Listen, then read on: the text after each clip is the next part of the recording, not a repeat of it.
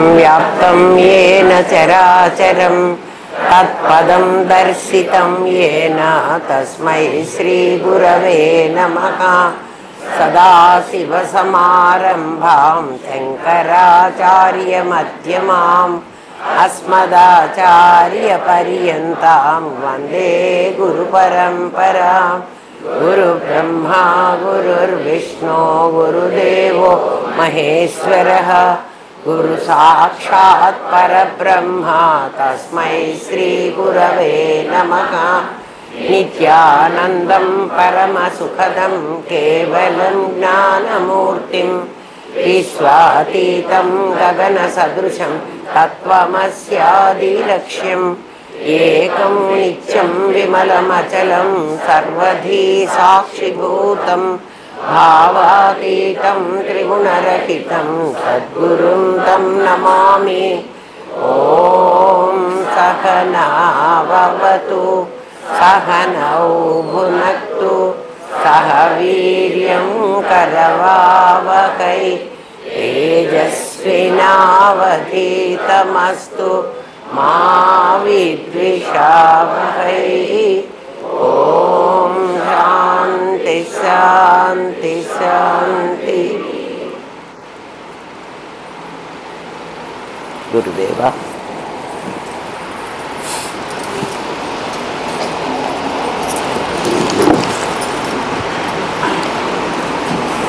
నిన్న మనం ఎక్కడి వరకు చెప్పుకున్నామంటే అలాంత శాంతి అనే పేరుతో నిజంగా రూపాలు కనబడుతున్నా ఆ రూపాలు నిజం కాదు, కానీ దాన్నే ఏమంటారంటే ఆప్టిక్ ఇల్యూషన్ అంటారు. కంటికి ఒక భ్రమ చేసే శక్తి ఉందిట. అదేమిటంటే ఇక్కడి నుంచి మొదలుపెట్టిన చోట్లో కన్ను అది చూసింది, అక్కడి నుంచి గీత గీయగానే ఈ వరసన ఉన్నటువంటి ఆ లైట్ వెళుతూ ఉండడం చూస్తోంది. అదే దాని మనస్సులో ఉంది. నిజంగా ఇక్కడికి వెళ్ళిన తర్వాత కాకరవత్తి బాణం ఇక్కడ లేదు, కానీ మనకేం కనబడుతుందంటే గీత కనబడుతుంది. అక్కడ గీత గీయడానికి ఇదంతా నిప్పు లేదు, తెలుసు కదా మనకి. అలాగే దాన్ని ఇట్లా పిల్లలు ఆడుకుంటూ ఇట్లా మనం కూడా తిప్పుతాము బాణాలు వెలిగించేటప్పుడు.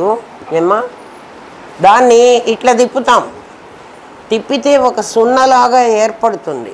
ఆ సున్న లాంటిది నిజంగా లేదు, కానీ అది నువ్వు చేసినా నేను చేసినా ఎవరు చేసినా కూడా ఆ సున్న కనబడుతుంది. దాన్ని ఆప్టిక్ ఇల్యూషన్ అంటారు. ఎండమావుల్లో నీళ్లు కనపడటం కానీ నిజంగా ఉండవు. మనం రోడ్డు మీద పోతూ ఉంటాం, ఆ రోడ్డు మీద ఎక్కడో చాలా దూరంగా తడి ఉన్నట్టు మనకు అనిపిస్తుంది. అది తడి అంటే నీళ్లు ఉంటేనే కదా తడి, కానీ అక్కడికి వెళ్ళిన తర్వాత అసలు వర్షమే కురవలేదు, రోడ్లో నీళ్లు లేవు, కానీ ఉన్నట్టు కనిపిస్తుంది. తాడు మీది పాము కనిపించడం వేరే కదా, అది భ్రమ అంటున్నాం, భ్రాంతి అంటున్నాం. ఇది భ్రాంతి కాదు, ఇది నిజం. నిజం అంటే సత్యమా? కాదు. అది దాన్ని అలాంటిది ఈ ప్రపంచం అన్నాడు. ఇదేమిటయ్యా, ఆ రేఖ అయితే కనపడుతుంది, ఇది కనపడదు. మరి ఇది కనపడదంటున్నావు, దీన్ని ఎట్లా కనపడిస్తున్నదో ఎట్లా చూస్తున్నావో నీకు చెప్తా. నువ్వు ఎప్పుడో పుట్టాను అన్నావు కదా, ఆ పుట్టిన శరీరం ఇప్పుడు లేదు, అది పెరుగుతూ వచ్చింది. పుట్టినప్పుడు నేను ఇంత పాపాయిని కదా, అంటే నేను ఇక్కడ బిందువు స్టార్ట్ చేశాను, ఇక్కడి నుంచి గీత గీశాను. అట్లా నాకు 1942 నుంచి ఇప్పుడు గీత గీసుకున్నా. నన్ను నేను ఏమనుకుంటున్నానంటే అప్పటి నుంచి నేను ఉన్నాను అంటున్నా. మీకు అర్థమైందా? మన్ని అమ్మ మీకు ఎన్నేళ్ళు అని ఇప్పుడు నన్ను అడిగితే నేను ఇప్పుడు ఏం చెప్తానంటే నాకు 83 ఏళ్ళు అంటాను. నేను అన్నవాడిని అక్కడ మొదలైనాను, బిందువులాగా కంటిన్యూ అవుతూ ఇప్పటిదాకా వచ్చా. అంటే ఇక్కడున్నాను, ఇప్పుడున్నాను.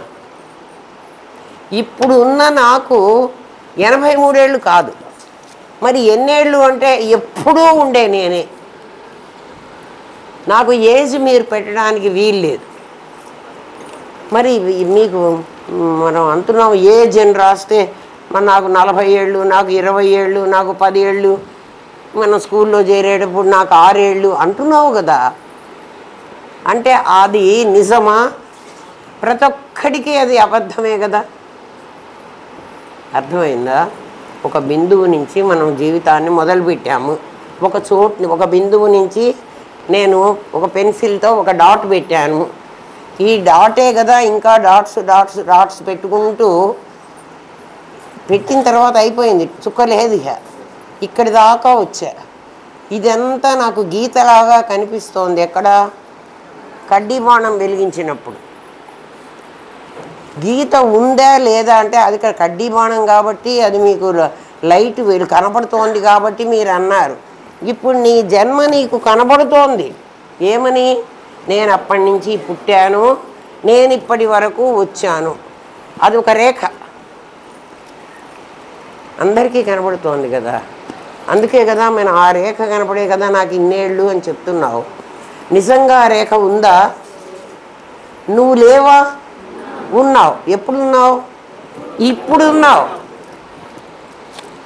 అయితే అప్పుడు లేనా నేను? అప్పుడు ఉన్నావు. ఎప్పుడు?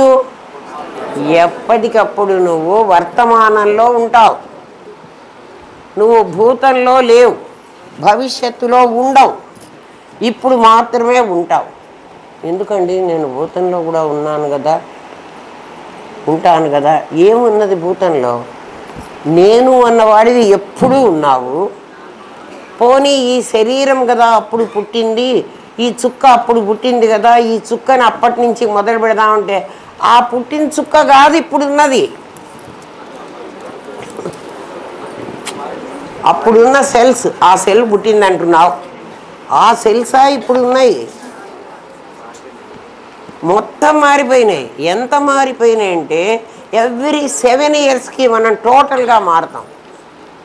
మేం మారలేదండి అని మీరు ఎవరైనా అనేటట్లయితే ఒకప్పుడు మీ 7 ఏళ్లకు ముందున్న ఫోటో ఒకటి చూడండి. ఫోటోనే చూడగలరు, ఎందుకంటే మీరు అప్పుడు నిజంగా లేరు కదా. అప్పుడు నిజంగా లేరు. మీరేమవుతున్నారు? శరీరంగా కూడా మీరు మారిపోతున్నారు. మరి నేను అన్నవాడిని అయితే ఉన్నాను. ఆ నేను అన్నవాడిని ఫలానా 1942 నుంచే ఉన్నానా? బిఫోర్ దట్ కూడా నేనున్నాను, అంతకుముందు కూడా నేనున్నాను. కాబట్టి నాకు మీరు ఏజ్ మీరు పెట్టడానికి వీలు లేదు. అయినా మీరు నాకు వయస్సును నిర్ణయిస్తున్నారు. అది ఆప్టిక్ ఇల్యూషన్. మీకు అర్థమైందా?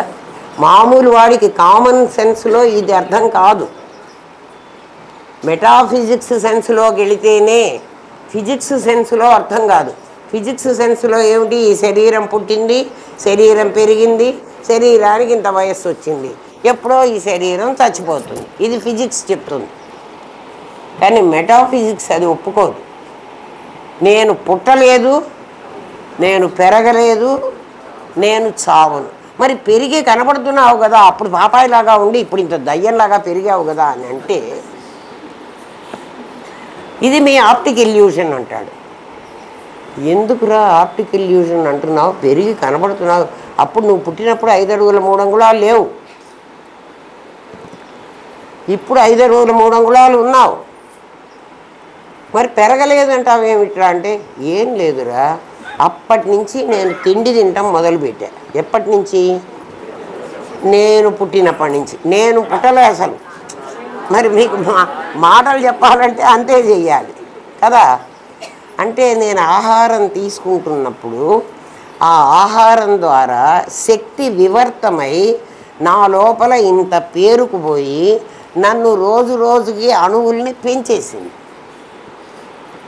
ఎట్లా పెంచిందంటే నేను సన్న రేఖతో మొదలుపెట్టి ఇక పెంచుకుంటున్నా. ఇంతంత లావైపోయి ఇట్లయినా అంటే ఇంకా చుక్కలు చుక్కలు ఎక్కువ పెట్టుకున్నా. ఎందుకంటే అప్పుడు ఎన్ని సెల్స్ ఉన్నాయో ఇప్పుడు అంతకంటే పుట్టినప్పుడు అంతే ఉన్నానా? ఈ సెల్స్ అన్నీ నాకు ఎక్కడి నుంచి వచ్చినాయి? ఆలోచించండరా. నేను తినే తిండి నుంచి వచ్చినాయి. తిండి పెట్టకుండా వాడి పాలు తాగించకుండా ఉండండి, ఆ పిల్లవాడు 3 రోజుల్లో చచ్చి ఊరుకుంటాడు. ఎందుకండి మా పిల్లవాడిని మీరు అట్లా అంటున్నారు? మీ పిల్లవాడు పెరుగుతున్నాడంటే వాడు ఆహారం ఇస్తేనే పెరుగుతాడు, లేకపోతే పెరగడు. అట్లా పెంచినటువంటిది ఇప్పుడు వాళ్ళ మీకు కనబడుతున్నది. అంటే ఇది ఒకప్పుడు భూమిలో ఉన్న అది కాయలు కావచ్చు, విటమిన్లు కావచ్చు, పండ్లు కావచ్చు, అన్నం కావచ్చు, గోధుమలు కావచ్చు, ఏమన్నా కొన్ని ఇష్టం. అవన్నీ వివర్తమై అవి నేను తినే ఆహారంగా మారి నా శరీరాన్ని ఇంత పెంచేసినాయి. ఇప్పుడు మీకు పెంచిన శరీరం కనబడుతోంది. నేను ఉన్నాను అంటే, ఇప్పుడు ఉన్నాను అంటే, వర్తమానంలో ఉన్నాను అంటే నమ్మండి. నేను భూతంలో ఉన్న అద్వైతం ఇట్లాగే ఉంటుంది. చాలా మామూలు విషయాన్ని కూడా ఇదంతా తప్పుదారి పట్టించి మీకు అబద్ధం చెప్పట్లేదమ్మా, నేను నిజం చెప్తున్నా. శాస్త్రం చెప్పిన మాట కూడా చెబుతా. ఏమిట్రా, ఎందుకురా నేను ఇట్లా పెరగడానికి కారణం అంటే, ఛాందోగ్య ఉపనిషత్తు తేజోబన్నము అంది. అది అర్థం కాక నేను చాలా కష్టపడ్డా. ఒక్కసారి బోర్డు మీద మీకు రాసి చూపిస్తా. అంటే అంత కష్టం ఎందుకు పడ్డాను అని మీకు చెప్తా. తర్వాత మీకు అన్ని విషయాలు కూడా చెప్తా.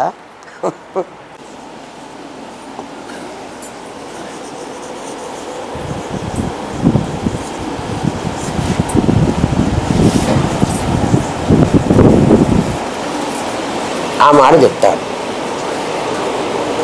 ఈ మధ్యలో ఒక సంస్కృత అక్షరం ఉంటుంది. దాన్ని ఎప్పుడు ఆ అని పలకాలి, ఎక్కడైనా అది ఉంటే. అదే శ్రీ సూక్తంలో ఇలాంటి అక్షరం ఉంటే వాళ్ళకి సంస్కృతం రాదు కాబట్టి, సంస్కృతంతో టచ్ కూడా ఉండదు కాబట్టి వాళ్ళు లక్ష్మీం నాశయామ్యహం అంటారు. అలక్ష్మీం అనాలి. ఈ లెటర్ని పలకాలి. అది తెలుగు పదం కాదు. ఉపనిషత్తులో నేను కూడా మొదట్లో ఇది చూడలే. ఏమిట్రా ఈ పదానికి అర్థం? డిక్షనరీలో కూడా ఉండదు. ఎందుకంటే తప్పుడు పదం వెతికి డిక్షనరీ వెతికితే ఎట్లుంటుంది? ఇది ఏమిటంటే తేజస్సు. నేను మళ్ళీ చెరుపుతాను, ఎందుకంటే బోర్డు మేమంతా ఉపయోగించుకున్న తర్వాత ఇంకా నాకు చాలా కావాలి బోర్డు. తేజస్సు ప్లస్ అప్, ఇది అప్ ప్లస్ అన్నం. ఇది ఇట్లా విడగొట్టుకుండేటప్పటికీ నాకు మా తాత కూడా దిగి వచ్చాడు, మా నాన్న కాదు. అప్పుడు నాకు అర్థమైంది అంటే ఎంత కష్టపడి సంపాదించుకున్నది మీ ముందు పెడుతున్నానో అర్థం చేసుకోండి. ఎన్ని గంటలు కష్టపడ్డానో. గురువు లేని వాడికి ఇలాంటి కష్టాలు. గురువు లేనివాడంటే లేడు కాదు, దేహం లేని గురువు పాఠం చెప్పాలంటే ఎంత టైం స్పెండ్ చేస్తే వస్తుంది. ఈ అప్పు తెలియనంత వరకు ఈ రెండిటికి అర్థం నాకు తెలియలేదు. ఒక ఫ్లాష్ లాగా నా బ్రెయిన్లో ఎక్కడో, అరే ఈ లెటర్తో ఇది అప్పు కదా, అప్పు అన్నం, ఆ పా బాగా మారుతుంది. అదొక సంధి సూత్రం. అవి మీకు అక్కర్లేదు, ఇప్పుడు మీకు చెప్పినా మీకు అర్థం కాదు కదా, తెలుగు క్లాస్ కాదుగా. తేజస్సు అప్పు అన్నం అంటే ఏమిటి? ఈ ప్రపంచమంతా ఏమిట్రా అంటే అగ్ని. తేజస్సు అంటే అగ్ని, నిప్పు. అప్పు అంటే జలం, నీరు. అన్నం అంటే, అన్నం మీకు తెలుసు కదా, పృథ్వీ. ఇప్పుడు అర్థమవుతుంది. ఈ ప్రపంచం ఏమిటంటే తేజస్సు అగ్ని. మన లోపల అగ్ని ఉంటుంది. ఆ అగ్ని ఎందుకంటే దాని పేరే, అది అరిగించడానికి పనికొస్తుంది. లోపల కనుక వేడి లేకపోతే మనం ఎంత వేస్తే అది అరగదు. మనం నీళ్లు తాగుతాం, ఆహారం తింటాం. పృథ్వీ అంటే ఆహారం, మట్టే. మట్టే నీకు పండు రూపంగా, మట్టే కాయ రూపంగా, మట్టే అంతా పృథ్వీతత్వం. మేము అన్నం తింటున్నామండి అంటే అన్నం కాదు, నువ్వు మట్టి తింటున్నావు. మట్టి రిఫైన్డ్ ఫామ్లో అన్నం. అది మీరు అట్లా అర్థం చేసుకోండి. అంతకంటే నేనేం చెప్పనురా. కొంచెం సైన్స్ వచ్చి ఉంటే నిజమే, అది మట్టి. అది మట్టే కాబట్టి మనం తిన్న తర్వాత మనకు ఆ శక్తిని, అందులో ఉన్న శక్తిని మాత్రం మనకిచ్చి ఆ మిగిలిన మట్టి మళ్ళీ మట్టిలో కలుస్తున్నది. అది మట్టి కాకపోతే మళ్ళీ మట్టిలో కలవదు. మట్టి కన్నా భిన్నమైన పదార్థం అయితే మట్టిలో కలవదు. కాబట్టి ఈ దేహాలన్నీ పెరిగినయి అని నువ్వు చూస్తున్నది ఏమిటంటే ఈ మూడింటి ఇవి నీ సెల్స్ పెరిగింది. ఇవి కదా కనబడుతున్నాయి మనకి. చాందోగ్య ఉపనిషత్తు చెప్పింది, ఎవరన్నా కావాలంటే చదువుకోండి, అక్కడ ఇలాంటి వర్డ్ ఉంటుంది. మీరు కూడా తేజో బన్నం అన్నారంటే బన్నమే అవుతుంది. బన్నమన్న పదానికి అర్థం నాకు తెలియలే. ఏమ్మా, ఈ మూడు ఏం చేశారంటే, ఇంకా తర్వాత చెప్పేది ఇప్పుడే చెప్పేస్తా, లెసన్లో మళ్ళీ ముందుకు పోతా. మీకు ఇక్కడ ఇట్లా లేచి పెట్టాను కదా అని. ఇవి ఏం చేస్తున్నారంటే ఈ జనానికి అర్థం చేయించడం కోసం, మనుషులకు అర్థం కావాలి కదా మీరు తింటున్నదంతా ఇదే అని.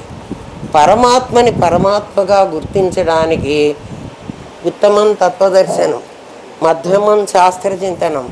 మనుషులందరూ తత్వదర్శనం చేయగల మనుషులు లేరు. ఎందుకని అంటే అందరికీ ఒకటే బుద్ధి ఇచ్చాడు పరమాత్మ. కానీ వీడి బుద్ధిని ఈ మూడింటి కోసం ఖర్చు పెట్టి పెట్టి పెట్టి పెట్టి వాడు జన్మల నుంచి వాడి బుద్ధిని వాడుకోలే. ఎంత షార్ప్ కత్తి అయినా వాడకుండా పెడితే ఏమైపోతుంది? మొద్దు వారుతుంది, తుప్పు పట్టదు, మొద్దు అవుతుంది. మనకు షార్ప్ కత్తి ఇచ్చాడు పరమాత్మ. బుద్ధి అనేది ప్రతి ఒక్కడికి ఉంది. అడగండి, ఏరా నీకు బుద్ధి లేదా అంటాం. నాకు బుద్ధి లేదంటావు ఎందుకు, నీకే బుద్ధి లేదంటాడు వాడు. అంటే బుద్ధి ఉంటే నువ్వు ఉపయోగించట్లేదు కదరా. నీ బుద్ధిని నువ్వు ఉపయోగించాలి. ఉపయోగిస్తే నీ దగ్గర ఉన్నట్టు. నా డబ్బుని నేను ఉపయోగిస్తే నా దగ్గర డబ్బు ఉన్నట్టు. నేనే అడుక్కు తింటుంటే, ఒరే కాఫీ నువ్వు ఇప్పించరా, అన్నం నువ్వు పెట్టించరా, బట్టలు నువ్వు కొనియరా అని నేను మిమ్మల్ని అందరినీ అడుక్కుంటుంటే, నా దగ్గర డబ్బులు ఉన్నాయి అంటే ఉన్నాయని నమ్ముదామా? ఎప్పుడురా నమ్మాలి? నా దగ్గర డబ్బులు ఉంటే, ఒరే నీకు కూడా కాఫీ నేను ఇప్పిస్తారా అన్నప్పుడే నా దగ్గర ఉన్నట్టు లెక్క. లేకపోతే హోటల్కి పోయిన తర్వాత, ఒరే మనం కాఫీలు తాగేసి వాడిని చూసుకోండి, నేను ఒరే నువ్వు బిల్లు కట్టి రారా అన్నాను అనుకోండి, నా దగ్గర డబ్బులు లేవు. అంతే కదరా. బుద్ధిని మనం అస్సలు ఉపయోగించుకోలేదు. ఉపయోగించుకోకుండా జన్మలు గడిచాం, చాలా జన్మలు. అందుకని శాస్త్రం, ఋషులు ఏం చేశారంటే, వీళ్ళ బుద్ధి ఇట్లా బుద్ధి అయిపోయింది కాబట్టి వీళ్ళకి నిర్గుణారాధన వీళ్ళకి చెప్పద్దు. నిర్గుణారాధనే మా దగ్గర ఉంది, దాన్ని కొంచెం కప్పిపెట్టి సగుణం చేస్తాం అనుకున్నారు. ఎందుకంటే సగుణంలో చెప్పి మిమ్మల్ని నిర్గుణానికి అట్లా చెయ్యంగా ఎప్పుడో వస్తుంది. అందుకని మీకు అది చెబుదామనుకున్నారు. ఇక్కడ ఏమేమి వాళ్ళు ఇంట్రడ్యూస్ చేయదలుచుకున్నారంటే అగ్నిని, జలాన్ని, పృథ్వీని, ఈ మూడింటిని ఇంట్రడ్యూస్ చేయాలి. కానీ అగ్ని, జలం, పృథ్వీ అంటే బుద్ధి లేని వాడికి అర్థం కాదు, బుద్ధి ఉన్నవాడికే అర్థం అవుతుంది. అందుకని ఏం చేశారంటే ఒకదానికి తీర్థమని, ఏమ్మా, ఒకదానికి క్షేత్రమని, ఒకదానికి దైవతమని పెట్టారు. ఇప్పుడు వస్తాడు మీ వెంకటేశ్వర స్వామి. ఇంతవరకు ఆయనకి ఎంట్రీ లేదు. ఎవరి దగ్గర ఆయనకి ఎంట్రీ ఉంది? బుద్ధిని వాడుకోని మనుషుల దగ్గర ఆయన్ని ఎంటర్ చేయించారు. అర్థమైందా? క్వశ్చన్ ఏంటి మనకి? ఉన్నది నిర్గుణ పరబ్రహ్మమైతే సగుణ బ్రహ్మము వాడుకలోకి ఎందుకు వచ్చింది? వాడుకలోకి వచ్చింది. వాడుకలోకి ఏమొచ్చిందంటే వినండి. దైవతం, తీర్థం, క్షేత్రం. దైవతం అంటే తేజస్సు. తేజస్సు కదా అగ్ని, తేజస్సు. ఇక్కడ కాంతి అనే అర్థం తీసుకోవాలి మనం. దాన్ని దేవుడుగా పెట్టారు. ఇక్కడ దేవుడు ఎవరంటే దీన్ని కొట్టేస్తారా? నేను వంగి రాయలేను, ఇక్కడ రాస్తా, లేకపోతే అక్కడ రాయనా? చాలదు. ఏం రా? సరే వస్తా ఉండు ఉండు. వెంకటేశ్వర స్వామిరా, వెంకటేశ్వర. చెప్పానయ్యా నీ గురించి. ఊరికే లడ్డూలు పంపిస్తున్నావు నాకు. ఎన్నిసార్లు ఆయన కాదు కాదంటుంటే నేను అవును అవును అని నువ్వు కావాలని పంపిస్తున్నాడు కదా. వీడు దైవతం. దైవతం అంటే దేవుడు. అక్కడ ఒక దేవుణ్ణి పెట్టారు. తేజస్సు ప్లేస్లో దేవుణ్ణి పెట్టారు. నెక్స్ట్ జలం ప్లేస్లో కపిల తీర్థం. జలం ప్లేస్లో పెట్టారు తేజోబన్నం. చాందోగ్య ఉపనిషత్తు చాలా గొప్ప. అన్ని ఉపనిషత్తులు గొప్పవే, మనకు అర్థమై సావదు. అర్థమైతే కదా. ఏమ్మా? జలం కపిల తీర్థం, క్షేత్రం తిరుపతి. చోటు తిరుమలనో తిరుపతినో మీరు మీ ఇష్టం ఏదన్నా పెట్టుకోండి. ఇక్కడ దైవతం విశ్వేశ్వరుడు, విశ్వనాథుడు.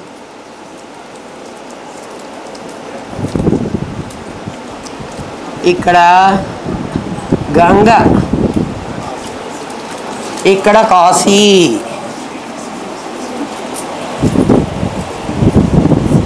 ఒక క్షేత్రం, ఒక తీర్థం, ఒక దేవుడు. మీరు ఒరే బుద్ధి లేదురా, అందుకని అప్పుడప్పుడు ఈ పుణ్యక్షేత్రాలకు వెళ్ళండిరా, అక్కడ తీర్థంలో స్నానం చేయండిరా, ఆ దేవుడికి కాస్త మొక్కులు చెల్లించుకోండిరా. మొక్కులు చెల్లించుకోవడం అంటే మన దగ్గర ఉన్న పదార్థాన్ని మనమే మింగకుండా వాడికి కొంచెం పెట్టండి. అర్థమైందా? మల్లికార్జునుడు ఇంకా మీ ఇష్టం, మీరు ఎన్నన్నా చేసుకోండి. ఇక్కడ కృష్ణ, పాతాళ గంగ. తుంగభద్ర కాదు, కృష్ణనే. అది కృష్ణ అన్నదే పాతాళంలో ఉంది కాబట్టి పాతాళ గంగ అన్నారు. కృష్ణ అదే కృష్ణ. ఇక్కడ శ్రీశైలం. చూడండి, మీరు ఎక్కడైనా పుణ్యక్షేత్రాలకు వెళ్ళండి, ఇవే ఉంటాయి.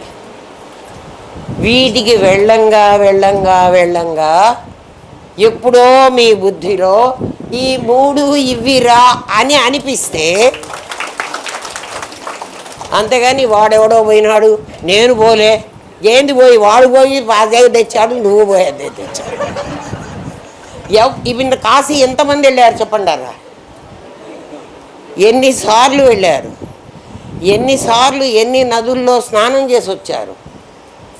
ఒక్కసారైనా ఈ ఆలోచన వచ్చిందా? ఎందుకు వెళుతున్నామన్నా వచ్చిందా? రాలే. ఈ ప్రపంచం అంతా ఈ మూడిటి మీద ఆధారపడింది. ఈ మూడు నీకు తెలియలేదు కాబట్టి, అమ్మా ఇదంతా మీరే చెబుతున్నారా? ఏదో ఉపనిషత్తు అన్నారు, మేము చదువుకోం కదా అని. మేము చదువుకోం కదా, మీరు ఏది చెప్తే అది నమ్ముతామని అంటున్నారు. మా భగవద్గీతలో ఉంటే చెప్పండి. భగవద్గీతలో కూడా ఉందిరా నాయన, భగవద్గీతలో ఏమన్నా వెతుక్కోండి మీరు తర్వాత, నాకు రాయడానికి చూడలేదు, నోటితో చెప్తా. అవ్యక్తం వ్యక్తిమాపన్నం. అయ్యా నేను అవ్యక్తమైన వాణ్ణిరా, నేను కనపడను, నన్నేం చేశారంటే నన్ను వ్యక్తిగా చేశారా. వ్యక్తి అంటే వ్యక్తమయ్యేవాడు. మరి నా అసలు రూపం ఏమిటి? అవ్యక్తం.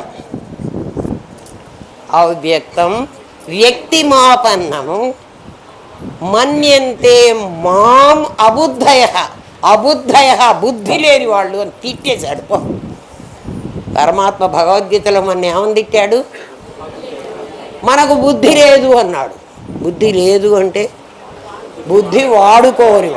అది బుద్ధి లేకుండా మమ్మల్ని ఎందుకు సృష్టించావయ్యా అని మనం అడగం వెంటనే. అందుకని ఏమన్నాడు? అవ్యక్తం. భగవద్గీత వెతుక్కోండి, నేను అబద్ధం చెప్పడంలా, చెప్పను కూడా.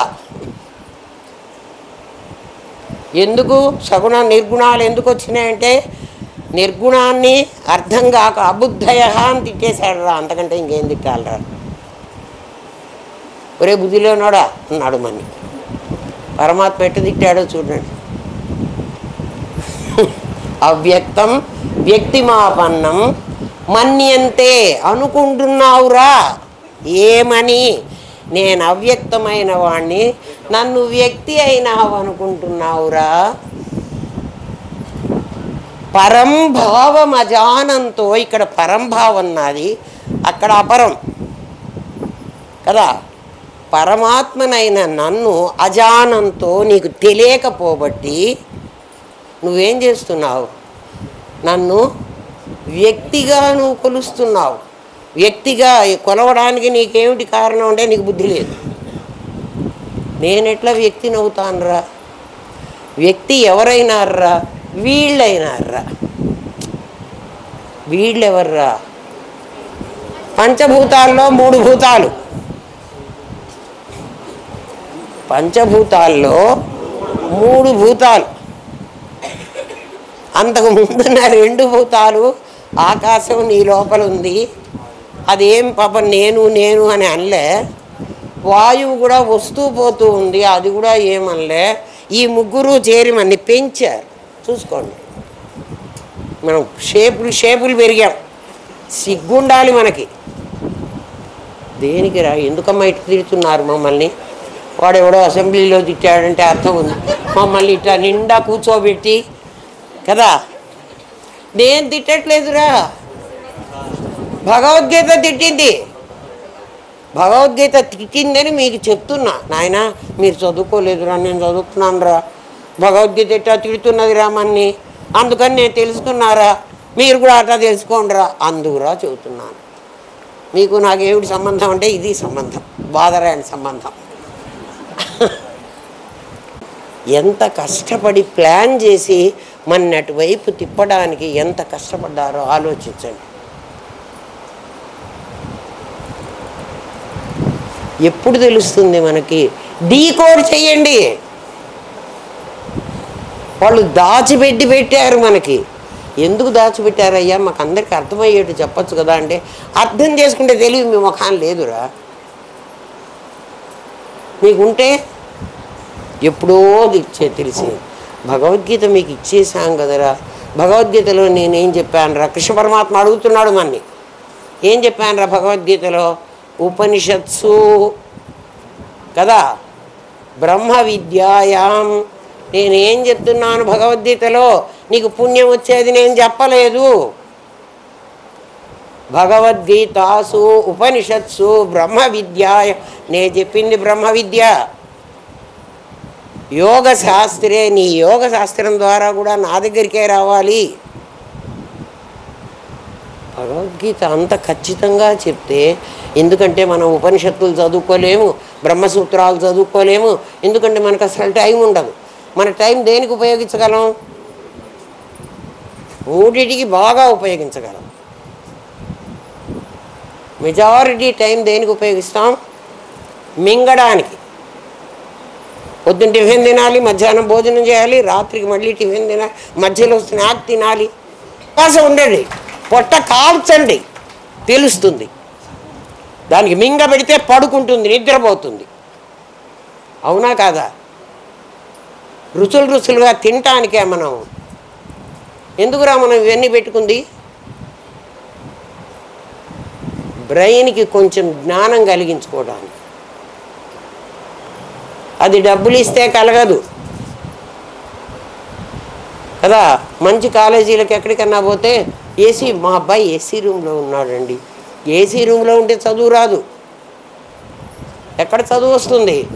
పిలకకి తాడు కట్టి చెట్ల కింద కూర్చోబెడతారు. వాడికి నిద్రపోదామని తలకాయ ఉప్పుతుంటే అది లాగుతుంది. తలకాయ వంచంగానే వెనక లాగుతుంది.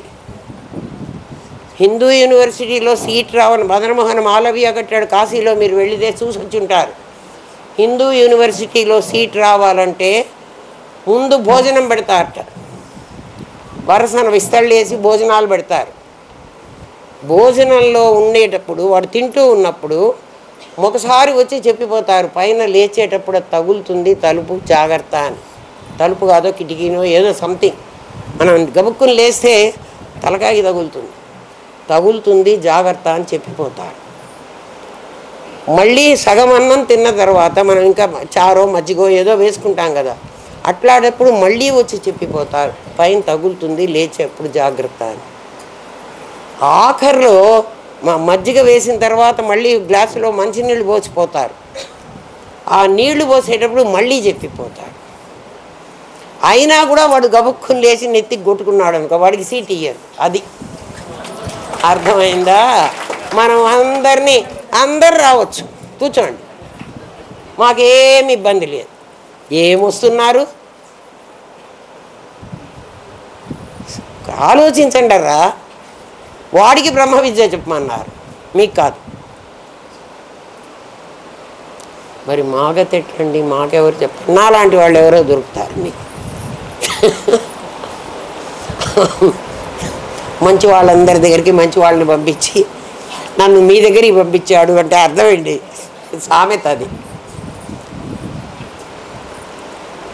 మీరందరూ చాలా మంచి వాళ్ళు. ఎందుకంటే కర్నూలులో ఉన్న మిగిలిన వాళ్ళు ఎవరు ఇక్కడికి అది కూడా రాలేదు కదా.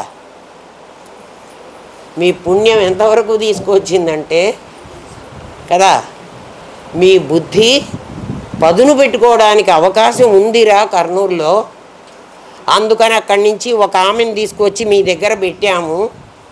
గురువుగారు అదే పనిగా చెప్పారు, అమ్మా నీకెట్లా తెలిసిందో అట్లా చెప్పు. సాధారణంగా ఎవరు చెప్పరు, నాకెట్లా తెలిసిందో అట్లా చెప్పరు. ఎందుకు చెప్పాలి అనుకుంటారు. కానీ మన ఋషులు అట్లా అనుకుంటే మనకు అసలు తెలిసేది కాదు కదా. వాళ్ళు అనుకోలే, ఎవడో ఒకడు వస్తాడు, కశ్చిన్ మాం వేత్తి తత్వత నన్ను తెలుసుకునేవాడు ఎవడో ఒకడు ఉంటాడు. ఆ ఎవడో ఒకడు నువ్వెందుకు కాకూడదు? ఎందుకులే అంత కష్టం మేము ఎందుకు పడాలి? ఏం పడద్దు. తర్వాత ఈ శరీరం ఉంటేనే నీకు అవకాశం. ఈ శరీరం కాస్త కాలిపోతే అప్పుడు ఏం వినాలన్నా చెప్పలేవు, చెప్పాలన్నా చెప్పలేవు. అర్థమైందా? ఏం చెప్పారు మనకు? నా పరంభావం అజానంతో అన్నాడు. సంస్కృతం రాక్కర్లే, మీకు అర్థమైంది కదా. పరమాత్మనైన నన్ను తెలుసుకోకపోబట్టి జానంతో అంటే తెలుసుకుంటావాడు, అజానంతో తెలియకపోబట్టి నన్నేం చేశారు? అవ్యక్తమైన నన్ను వ్యక్తిమాపన్నం, మనిషిలాగా చేశారురా.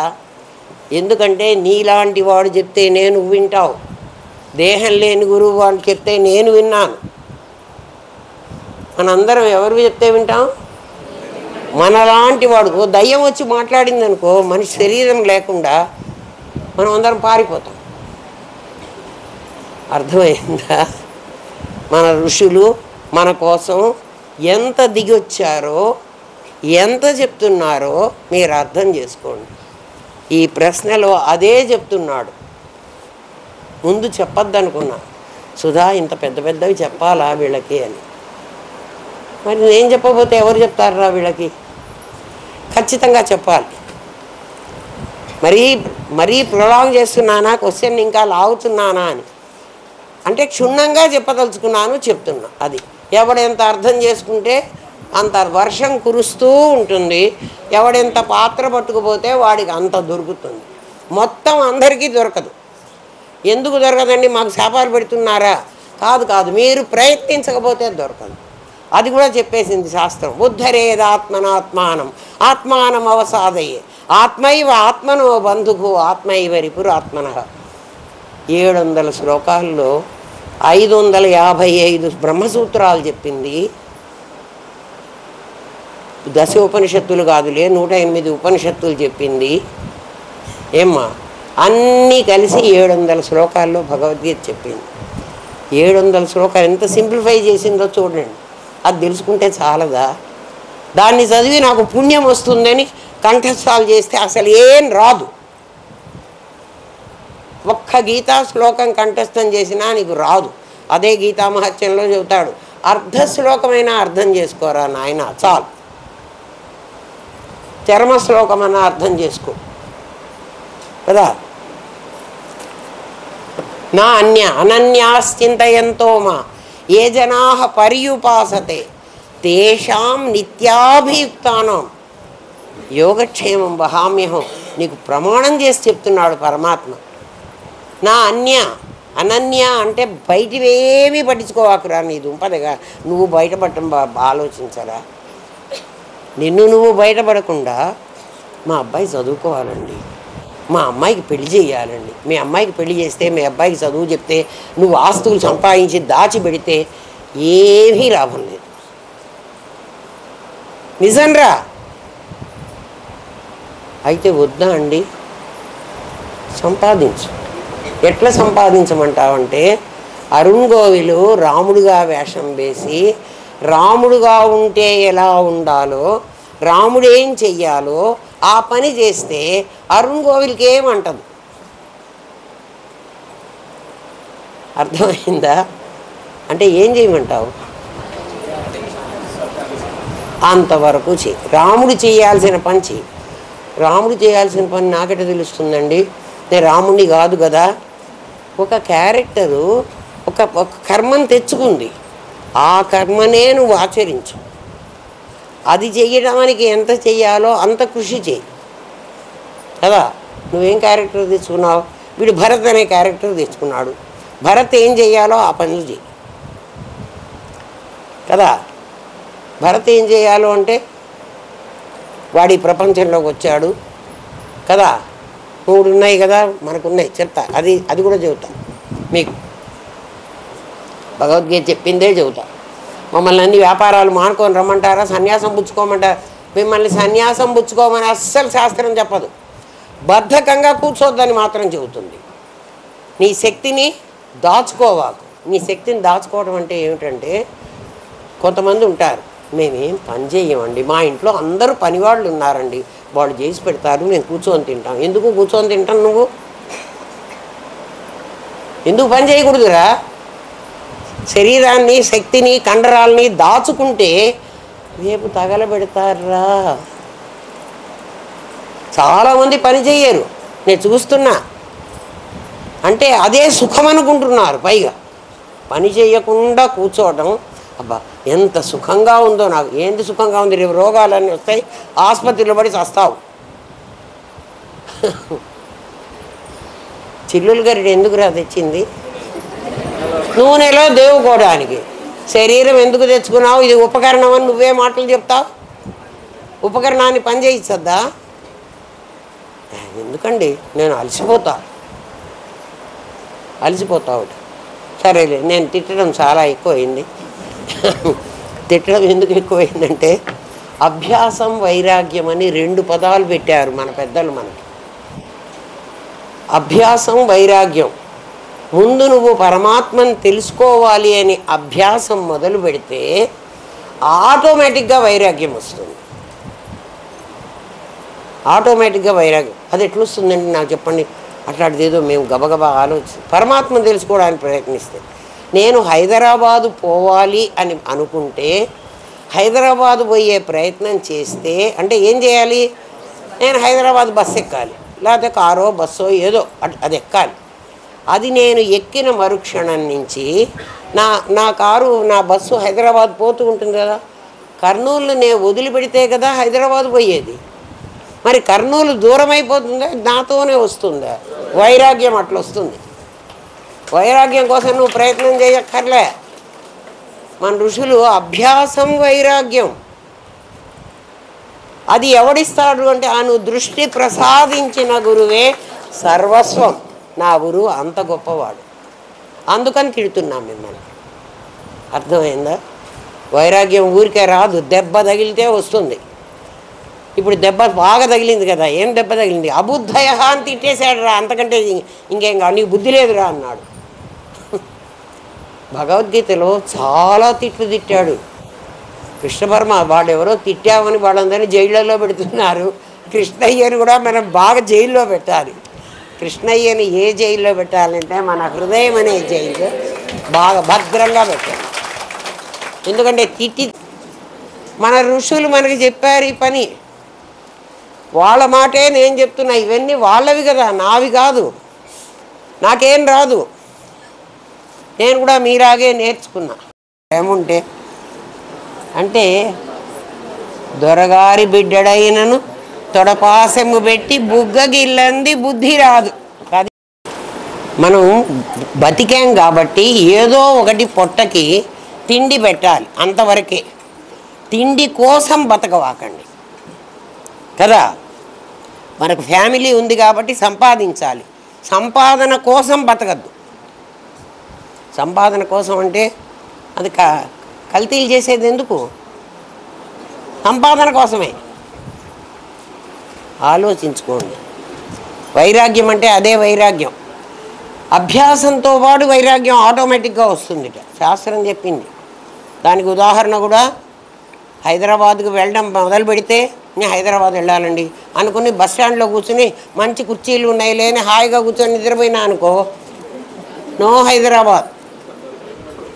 లేచి హైదరాబాద్ వచ్చిందా అంటే రాదు. ఒక డొక్కు బస్ అన్నా ఎక్కువ కదా. ఉన్నవాడు ఫ్లైట్ ఎక్కుతాడు, ఇంకా కొంచెం ఉన్నవాడు కారు ఎక్కుతాడు, ఏమీ లేనివాడు ఓ బస్ అన్నా ఎక్కుతాడు, అది లేనివాడు ఒక ఎద్దుల బండి అన్నా తీసుకొని మెల్లగా బండి ఓ నెలకో 2 నెలలకో అన్నా వాడు చేరుతాడు. సైకిల్ మీద అయినా పోతాడు. అది లేదు, భగవంతుడి చిన్న 2 కాళ్ళు ఉన్నాయి, అవి 2 పెట్టుకొని నడిచిపోతాడు. ఎప్పుడో ఒకప్పుడు చేరుతావు. కానీ పోవాలి అని అనుకుని, నాకు ఆత్మ తెలియాలి అనుకుని, నన్ను ఒకళ్ళు అమెరికాలో అడిగారు, అమ్మ మీరు 40 ఏళ్ల నుంచి 40 50 ఏళ్ల నుంచో చెబుతున్నా నేను, చెప్తూ ఉంటే ఒక్కడికైనా మీలాగా తెలిసిందా అని అడిగితే నాకు చాలా బాధ అనిపించింది. ఎందుకు తెలియలేదు అంటే వీళ్ళందరూ హైదరాబాద్ పోవాలనుకుని బస్ స్టాండ్లో మంచి కుర్చీలు ఉన్నాయని హాయిగా కూర్చుని ఆనందధామంలో కూర్చున్నారు. అది ప్రయత్నం చేయటం లేదు. ఎవరి గుండె మీద వాళ్ళు చేసుకొని నిజం ఆలోచించండారా. ఈ పాఠం విన్న తర్వాత ఇంటికి వెళ్ళిన తర్వాత ఎంత టైం దీనికోసం స్పెండ్ చేశారో నాకు చెప్పండి. ఎవరి వాళ్ళ గుండె మీద చేసుకుని నాకు చెప్పద్దు, మీ లోపల ఉన్న మిమ్మల్ని అడగండి. ఏం చెయ్యరు. నేను 10 నిమిషాలు దీనికోసం ప్రయత్నించాను అనండి, 1 గంట ప్రయత్నించాను అనండి కదా.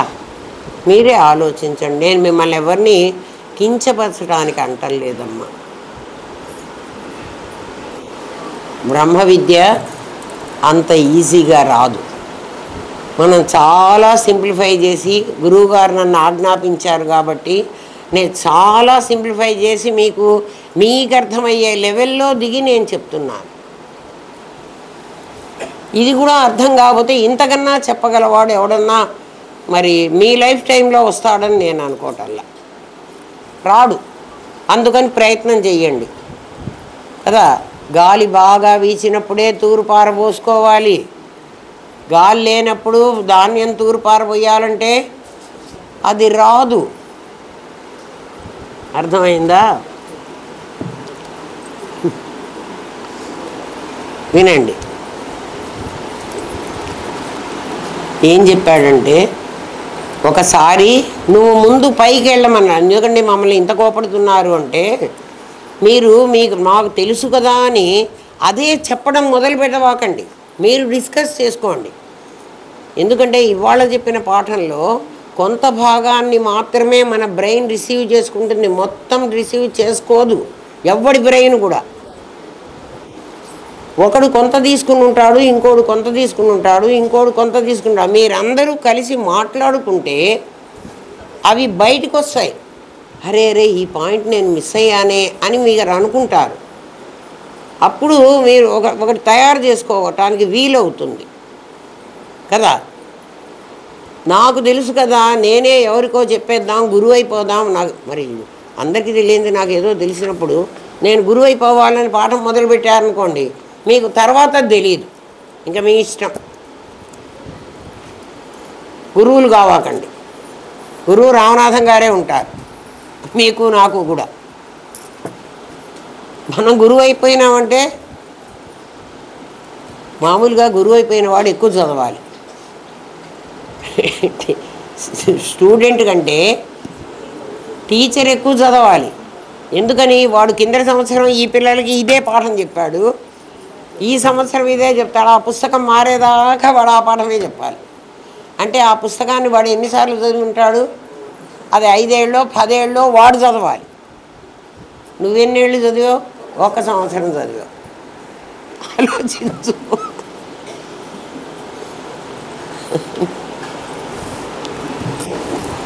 సరే,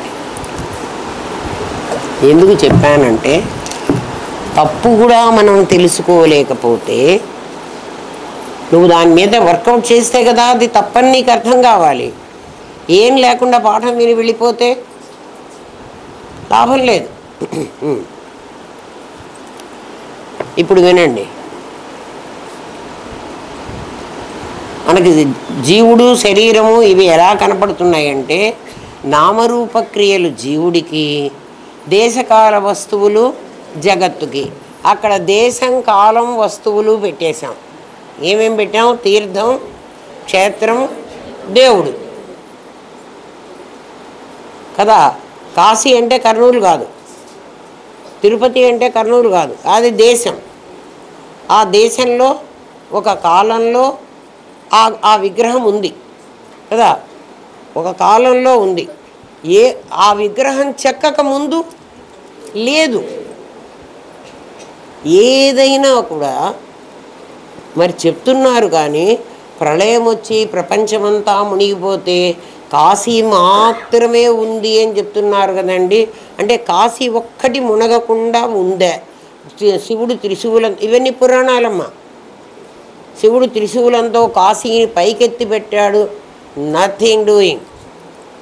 మరి ఏముంది? కాశీ అంటే ప్రకాశం, ప్రకాశం ఉంది, తేజస్సు ఉంది. మిగిలినవన్నీ ప్రళయం వస్తే చూడండి, నేను తప్పు చెప్పట్లేదు, మీరు జాగ్రత్తగా తీసుకోండి. అమ్మ అదంతా లేదన్నారు, అదంతా ఎవడికి లేదన్నాను? ఎవడికి ఇది తెలుస్తుందో వాడికి, మీ అందరికి కాదు.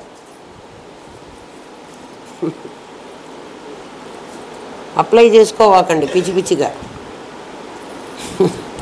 అది తెలుసుకోవడానికి ప్రయత్నించండి. ఏమ్మా,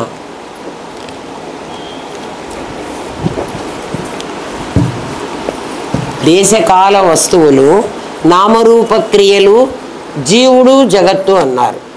జీవుడు ఎలా ఏర్పడ్డాడో ఇప్పుడు చెప్పాను. ఎట్లా ఏర్పడ్డాడు? తేజస్సు, అప్పు, అన్నం, ఈ మూడిటితో ఉన్నటువంటి వాడే జీవుడు. అంటే ఈ మూడు ఏమిటంటే పాంచభౌతికమైన మన శరీరం నాది అని అభిమానించేవాడు కదరా జీవుడు. జీవుడు ఎవడు? జీవుడు పరమాత్మే. జీవుడు పరమాత్మే. ఆ పరమాత్మ ఏమంటున్నాడు అంటే, ఈ శరీరమే నేను అంటున్నాడు. పరమాత్మ ఏమంటున్నాడు? పరమాత్మ నేను పరమాత్మని అనకుండా, అహం బ్రహ్మాస్మి అనకుండా వాడు పరమాత్మే. వాడు ఆ మాట మాట్లాడటంలే. మాట్లాడకుండా ఏమంటున్నాడంటే నేను భానుమతిని అంటాడు. చాలదా నీ బతుక్కి? ఏమిటి అర్థమైందా మీకు? మనం అందరం ఎవర్రా వచ్చింది అన్నాను అనుకో, వెంటనే నువ్వేమంటున్నావు? అయితే మేమందరం ఆ మాట అనకూడదా అండి? ఆ మాటే అను. కానీ లోపల అహం బ్రహ్మాస్మి కదా, ఆ బ్రహ్మాస్మి ఈ మాట అంటున్నాడు కదా అనుకుని అను. అంటే ఆ క్షణంలో నువ్వు పరమాత్మలోకి వెళ్ళినట్టు. ఎత్ర ఎత్ర మనోయాతి, నీ మనస్సు ఎక్కడికి వెళుతుందో అక్కడ నువ్వు సమాధినే పొందుతున్నావు అన్నాడు. ఎప్పుడన్నాడు? ఎత్ర ఎత్ర మనోయాతి, మనసు ఎక్కడికి పోతే అక్కడ. అంటే మనసు నాకు చాలా వాటి మీదకి పోతుంది, అప్పుడు నాకు సమాధి. దానికి ముందు కండిషన్ పెట్టాడు, దేహాభిమానే. దేహ అభిమానం, ఈ దేహమే నేను అన్న భావం. నువ్వు వెంటనే నేను భరతుని అంటున్నావు, కానీ నువ్వేం పోగొట్టుకోవాలి? నేను భరతుని కాదు చెప్పేటప్పుడు, నాకు భరతుని అరుణ్ గోవిల్ నేను రాముడినే చెప్పాలి. ఎందుకని చెప్తున్నప్పుడు కూడా అరుణ్ గోవిల్కి నేను రాముడిని అయినానా, నేను అరుణ్ గోవిల్ని కదా, ఈ నాటకంలో నా పాత్ర ఇది కాబట్టి నేను రాముడిని అని అంటున్నాను అన్నట్లుగా నువ్వు అనరా. ఆ క్షణంలో నువ్వు పరమాత్మలో ఉన్నట్టే. అంటే ఏం చేయమంటున్నానరా? పూజ చేయమంటున్నానా? ఉపాసం ఉండమంటున్నానా? కదా, నిన్ను నీవు నేను పరమాత్మని అని గుర్తు చేసుకో, అంతే చెప్తున్నాం. మేమేం కష్టం పెట్టలే నీకు. అట్లా గుర్తు చేసుకుంటే నాకేమిటండి లాభము? అట్లా గుర్తు అయితే ఊరికే నువ్వు బాత్రూంలో ఉన్నా గుర్తు చేసుకోవచ్చు. నువ్వు ఏ పని చేస్తున్నా నువ్వు మడిగట్టుకోక్కర్లేదు. ఎందుకంటే పరమాత్మకు మడి లేదు, పరమాత్మకు మైర కూడా లేదు. నువ్వు గుర్తు చేసుకోవటానికి. అర్థమైందా? నేను అట్లా గుర్తు చేసుకుంటే నాకు లాభం ఏమిటి? రోజు గుర్తు చేసుకుంటానండి. ఇప్పుడు మీరు చెప్పారు కాబట్టి, ఇప్పుడు కాదు, నేను ఎప్పుడో చెప్పాను. ఫోన్లో ఇప్పుడు కూడా చెప్పారు కదా, దేహాన్ని నేను కాదు, నేను పరమాత్మని, ఈ నాటకంలో నేను ఈ వేషం వేస్తున్నాను అని అనుకోమన్నారు. సరే అనుకుంటామండి. ఆ అనుకోవడం నీకు అలవాటైతే ఎప్పుడైనా సరే ఈ అన్యాయం చేసి, ఈ అధర్మం చేసి, ఈ డబ్బు సంపాదించి నీ భార్యకో నీ కొడుక్కో నెక్లెస్లు కొనిపెట్టు అని నీ మనస్సు అనంగానే ఇమ్మీడియట్గా నీకేం గుర్తొస్తుంటే అహం బ్రహ్మాస్మి కదా, నాకు వీళ్ళు ఎవ్వరు లేరు, ఈ అన్యాయం నేను చేయవలసిన అవసరం లేదు, ఈ డబ్బంతా నేను తీసుకుపోయి పెట్టక్కర్లేదు అన్నీ కనిపిస్తుంది. ధర్మం నిన్ను నిలబెడుతుంది.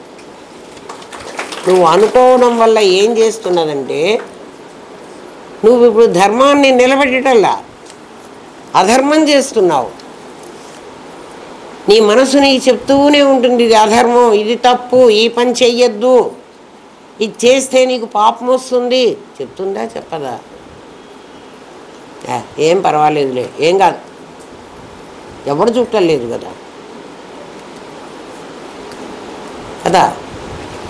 ఒక గురువుగారు శిష్యుడు ఏకాదశి ఉపవాసం ఉన్నాడు. శిష్యుడు ఏకాదశి అంటే బలవంతంగా ఉంచుతారు కదా శిష్యుల్ని, ఒరే మీరేం తినకూడదు, ఏకాదశి ఉపవాసం ఉండే పుణ్యం వస్తుంది, పుణ్యం చాలా పుణ్యం వస్తుంది అని పంపిస్తారు.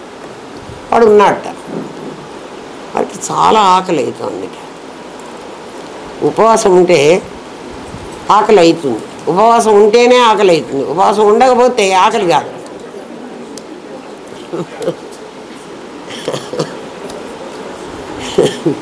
వాడికి ఆకలి అవుతుంది. గురువుగారు మీరు ఉపవాసం ఉండమన్నారు కానీ మీ మాటను బ్రేక్ చేయటం నాకు ఇష్టం లేదు, కానీ నాకు చాలా ఆకలి అవుతోంది. ఒరే నాయన ఉండలేకపోతున్నావా, మెల్లగా ప్రాక్టీస్ చేద్దుగాని లేరా, ఇప్పుడు పర్వాలేదులే, ఎవ్వరూ చూడకుండా ఈ అరటిపండు తినరా అని గురువు గారు ఒక పండు చేతిలో పెట్టారు. ఎందుకంటే ఆకలి అవుతుంది అన్నాడు కదా, ఒక పండు చేతిలో పెట్టారట. గురువుగారే ఇచ్చారు, ఉపవాసం ఉండమన్న గురువుగారే పిల్లవాడు పాపం ఆకలి అవుతుంది అన్నాడు, వాడిని ఎందుకు బాధించడం అని ఆయన జాలిపడి ఒక పండిచ్చి ఒరే ఎవరూ చూడకుండా తినరా అన్నమాట. ఎక్కడ చూసినా వాడికి మనుషులు కనపడుతున్నారు. అంటే వాడు తింటే వాళ్ళు చూస్తారు. అందుకని వాడు చక్కగా దేవుడి విగ్రహం దగ్గరికి వచ్చి ఆ విగ్రహం వెనక కూర్చొని ఈ అరటిపండు కాస్త మింగేశాడు. ఏం రా తిన్నావా అని అడిగాడు. గురువుగారు మీరు చెప్పారు కదా ఎవ్వరు చూడకుండా, ఎక్కడ తిన్నావురా అని అడిగారు. అంటే ఎక్కడైనా మనుషులు ఉంటారు కదా, ఆశ్రమంలో గురువుగారు ఆశ్రమంలో మనుషులు ఉంటారు. ఎట్లా తిన్నావురా అని అడుగుతారు. అడిగితే వాడు ఏం లేదు గురువుగారు, గుళ్ళోకి వెళ్ళాను, దేవుడు వెనక కూర్చొని తినేశాను. అరే దేవుడి కళ్ళు లేవుట్రా అని. దేవుడు ముందర వైపు చూస్తున్నాడు కదా గురువుగారు, నేను వెనక్కి కదా పోయినాను, ఆయన వెనక్కి తిరిగి చూడలేనాను. వాడు దేవుడు వెనక్కి తిరిగి చూడలేదట. రే నీకు చదువులో ఏం చెప్పానురా, దేవుడు అంతటా ఉన్నాడని చెప్తే ఆ గుళ్ళో దేవుడు లేడా అంటే నువ్వు మనిషినే దేవుడు అనుకుంటున్నావు కదా, విగ్రహాన్నే దేవుడు అనుకుంటున్నావు. దేవుడు అనేవాడు అంతటా ఉన్నాడు. నువ్వు ఎప్పుడైతే అహం బ్రహ్మాస్మి అని అనుకుంటాం అలవాటు చేసుకుంటావో, అనుకోవడం అంటే నోటితో కాదండి, నోటితో అహం బ్రహ్మాస్మి కాదు, నేను పరమాత్మనే. ఎందుకంటే ఇన్నిసార్లు పాఠం చెప్తే నీకు నువ్వు పరమాత్మవే అని నీకు నమ్మకం కలగలేదా? దాన్నే అభ్యాసం చేయమంటున్నాం, ప్రాక్టీస్ చేయమంటున్నాం. నువ్వు అలా అనుకున్నట్లయితే నువ్వు చెడ్డ పని చేసేప్పుడు, ధర్మ విరుద్ధమైనటువంటి పని చేసేటప్పుడు కామం తప్పలేదు, ధర్మ విరుద్ధమైన కామం తప్పు. కామం అంటే కోరిక, నువ్వేదైనా కోరుకో, ధర్మబద్ధమైన కోరిక ఏదైనా తీరచ్చు, తప్పులేదు కదా. ధర్మ విరుద్ధమైన కామం, కామం అంటే వేరే సెక్స్ అనేది తీసుకోవాకండి, కామం అంటే కోరిక, అర్ధకామాలు కదా, ధర్మ అర్ధ కామం. ఆ కోరిక తీరాలి అని నువ్వు అనుకుంటూ ఉన్నప్పుడు, అంటే ధర్మార్థ కామాలు, ధర్మబద్ధమైన కామం, దాన్ని నువ్వు నెరవేర్చవచ్చు. కానీ ధర్మ విరుద్ధమైన కామం ఆ చేసేటప్పుడు అహం బ్రహ్మాస్మి అనుకోవడం వల్ల నీకేమొస్తుందంటే, ఈ పని నేను ఎందుకు చెయ్యాలి, నాకు అవసరం లేదు అని నీకే అనిపిస్తుంది. ధర్మం నుంచి నిన్ను కాపాడుతుంది. అహం బ్రహ్మాస్మి అనే రెండు మాటలు కాదు, అది అధర్మం చేయకుండా నిన్ను కాపాడుతుంది. అధర్మం చేయకపోతే నాకు లాభం ఏమిటండి అంటే, నీకు ఫిజికల్గా లాభం లేదేమో కానీ ధర్మ మార్గంలో నువ్వు ప్రయాణం చేయడానికి అది నీకు తోడ్పడుతుంది.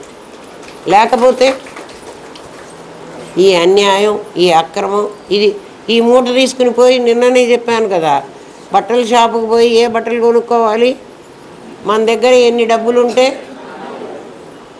అంతేగాని తీర్థంలో మునిగితేనో, క్షేత్రానికి తిరుపతికి 10 సార్లు వెళితేనో, లేకపోతే శ్రీశైలం మల్లికార్జునుడికి నడిచిపోతేనో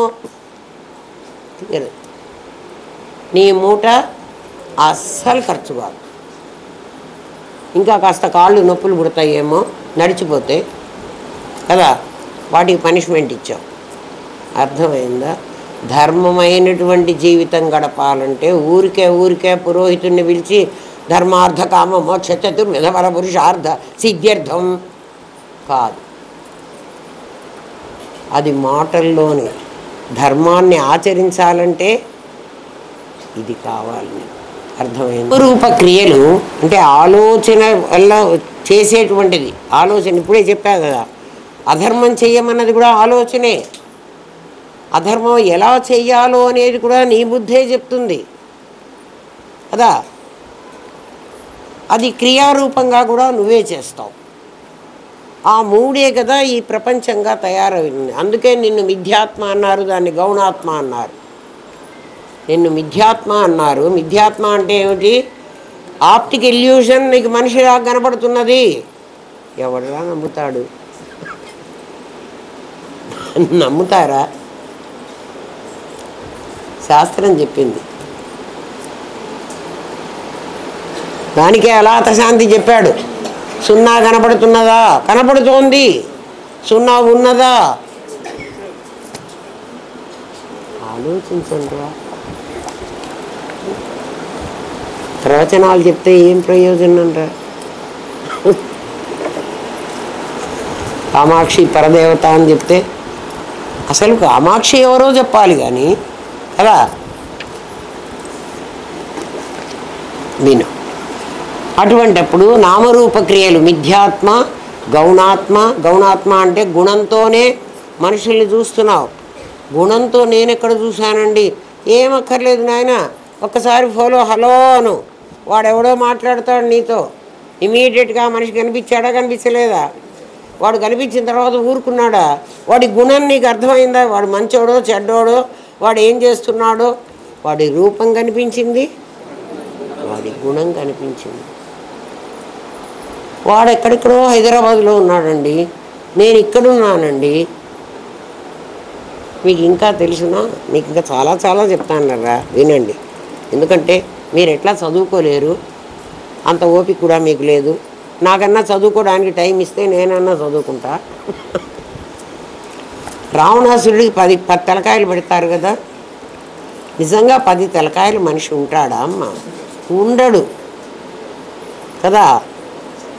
అట్లాగే దత్తాత్రేయుడికి 3 తలకాయలు పెడతారు కదా.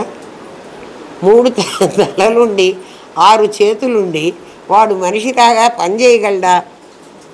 అంటే కంఫర్టబుల్గా ఉంటుందా ఉండదా? ఆలోచించండి. మనకే 2 తలలు ఇక్కడ మొలిచినాయి అనుకో. కాదురా, వాడు ముగ్గురిలాగా యాక్సెస్ చేయగలడు, ముగ్గురి పని చేయగలడు. అంటే ఈ పని చేసేటప్పుడు ఆ పని కాదు, ఆ పని చేసేటప్పుడు ఈ పని కాదు. ఎట్లా చేస్తాడండి వాడు? మనకు కూడా 3 తలలు ఉన్నాయి, కానీ మనం దత్తుడు కాలే. దత్తుడు అంటే పరమాత్మకి దత్తం కాలే మనం. దత్తుడు ఎవడు అంటే అత్రి. మీకు 3 తలలు చూపిస్తా చూడండి. అందరికీ ఉన్నాయి 3 తలకాయలు. రావణాసుడికి 10 తలకాయలు ఉన్నాయట. అంటే వాడు 10 మందిలాగా వ్యవహారం చేయగలడు. వాడికి అన్నీ వస్తాయి కదా. ఒక మనిషి ఎలా చేస్తాడో ఒక తల అలా చేస్తుంది. ఒక దుర్మార్గుడు ఎలా చేస్తాడో ఒక తల అలా చేస్తుంది. అందుకని 10 తలకాయలు ఉన్నాయి. 10 తలకాయలు లేవు, నిజంగా 10 ఉండవు. 10 యాక్షన్స్ చేయగలడు వాడు. మనం కూడా 3 చేస్తాం. 3 ఏం చేస్తాం? మనం 3 తలకాయలతో ఎట్లా పని చేస్తామో చెప్తాను. పరమాత్మకు దత్తం అయితే మన 3 తలకాయల కథ మనకు తెలుస్తుంది. మనకు సత్వగుణంలో ఉండేటప్పుడు ఏదైనా మంచి, అప్పుడు కోపం రాగలదా? రాదు. అంటే అప్పుడు ఆ తల పనిచేస్తోంది. సత్వం అనేటువంటి గుణంలో తలకాయ పనిచేస్తోంది. రజోగుణంలో బాగా కోపం వచ్చేటప్పుడు ఒకసారి నవ్వు వస్తుందా? రాదు. ఒరే, అప్పుడు ఇంకో తల పనిచేస్తోంది. నిజంరా. తమస్సు నిద్రపోతున్నావనుకో, నిద్ర ఒక్కటే కాదురా, మోహం అవన్నీ కూడా తమస్సులోనే వస్తాయి కదా. నీవు 3 తలలతో వర్క్ చేస్తున్నావు. ఆ 3 తలలతో ఇంకో 3 కూడా ఉన్నాయి నీకు. ఏమిటి అంటే, ఒకప్పుడు జాగ్రత్త అవస్థలో 3 గుణాలు, మళ్ళీ నిద్రలో 3 గుణాలు. నిద్రలో 3 గుణాలు ఎట్లొస్తాయి ఏంటంటే, నిద్రలో నాకు ఒక్కసారి భయం కలుగుతోంది, ఒక్కోసారి సంతోషం కలుగుతోంది, ఒక్కోసారి కోపం వస్తోంది, రకరకాల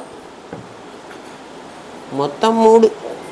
కాబట్టి మనం 3 తలలు మనకున్నాయి, కనిపించడం ఒక తలే కనిపి. దత్తాత్రేయుడికి కూడా అట్లా 3 తలలు లేవు తల్లి. ఆయనకు కూడా ఒక్క తలే ఉంది కదా. ఆ అమ్మవారు, ఆమె ఎవరు? అనసూయ బ్రహ్మ విష్ణు మహేశ్వరులను ఏం చేసింది అంటే చిన్నపిల్లలుగా చేసేసింది.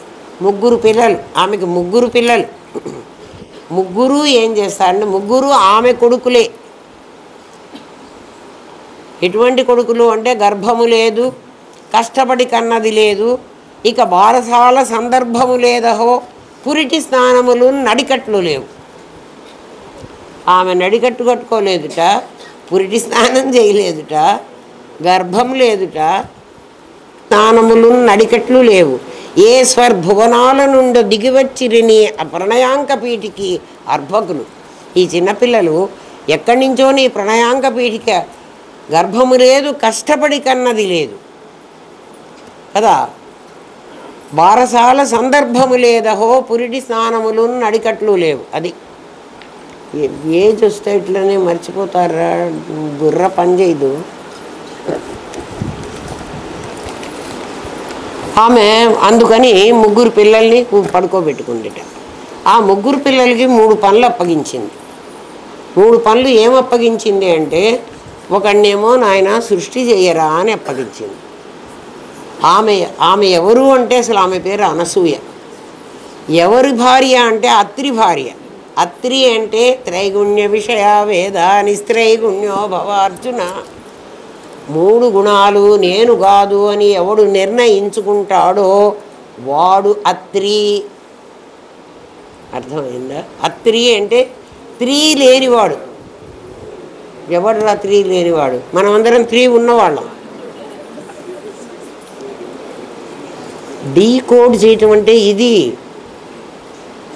ప్రతి దాన్ని మీకు పరమాత్మ తెలిస్తే డీకోడ్ చేయటం వస్తుంది. అయితే దాని మీద కూర్చోవాలి, ఆ పని చెయ్యాలి, చేస్తేనే వస్తుంది. ఇట్లా చేసుకోవాలని చెప్తున్నా. అది అత్రి అనేవాడు ఒక మనిషి, వాడు ఒక మహాముని ఉన్నాడేమో నాకు తెలియదు, కానీ అత్రి అంటే అర్థం అది. ఎప్పుడైతే నువ్వు త్రిగుణాలకు అతీతంగా ఉంటావో అనసూయ నీ భార్య అవుతుంది. అనసూయ అంటే అసూయ లేనిది. అసూయ ఎప్పుడు వస్తుంది? కంపారిటివ్ స్టడీ ఉంటే వస్తుంది. కంపారిటివ్ అంటే ఏంటి? నాకంటే వాడు బాగున్నాడు, వాడు డబ్బులు ఉన్నవాడు, వీడు చాలా అందగాడు, ఇవన్నీ కంపారిజన్. నిజంగా నీకు కంపారిజన్ చేయడానికి అసలు వీలు లేదు. ఎందుకంటే నువ్వు ఎట్లున్నావో వాడు అట్లాగే ఉండాలి. ఎందుకని? నువ్వు పరమాత్మ అయితే వాడు పరమాత్మే కదా. మరి కంపేర్ చేయడానికి ఇంకెవడు ఉంటాడురా? మరి ఎవరిని చేస్తున్నాం మనం? ఎవడు దేహం ధరించాడో వాడిని చేస్తున్నాం. అందుకని వాడు ఒకడిగా ఉండడు. ఎందుకు ఉండడురా అంటే చెప్పా కదా, బజార్లో అనేక రకాలైన బట్టలు ఉన్నాయి. ఎవడికి కావాల్సినవి వాడు కొనుక్కోచుకున్నాడు. అందరూ ఒకటే యూనిఫామ్ కొనుక్కొచ్చుకున్నారా?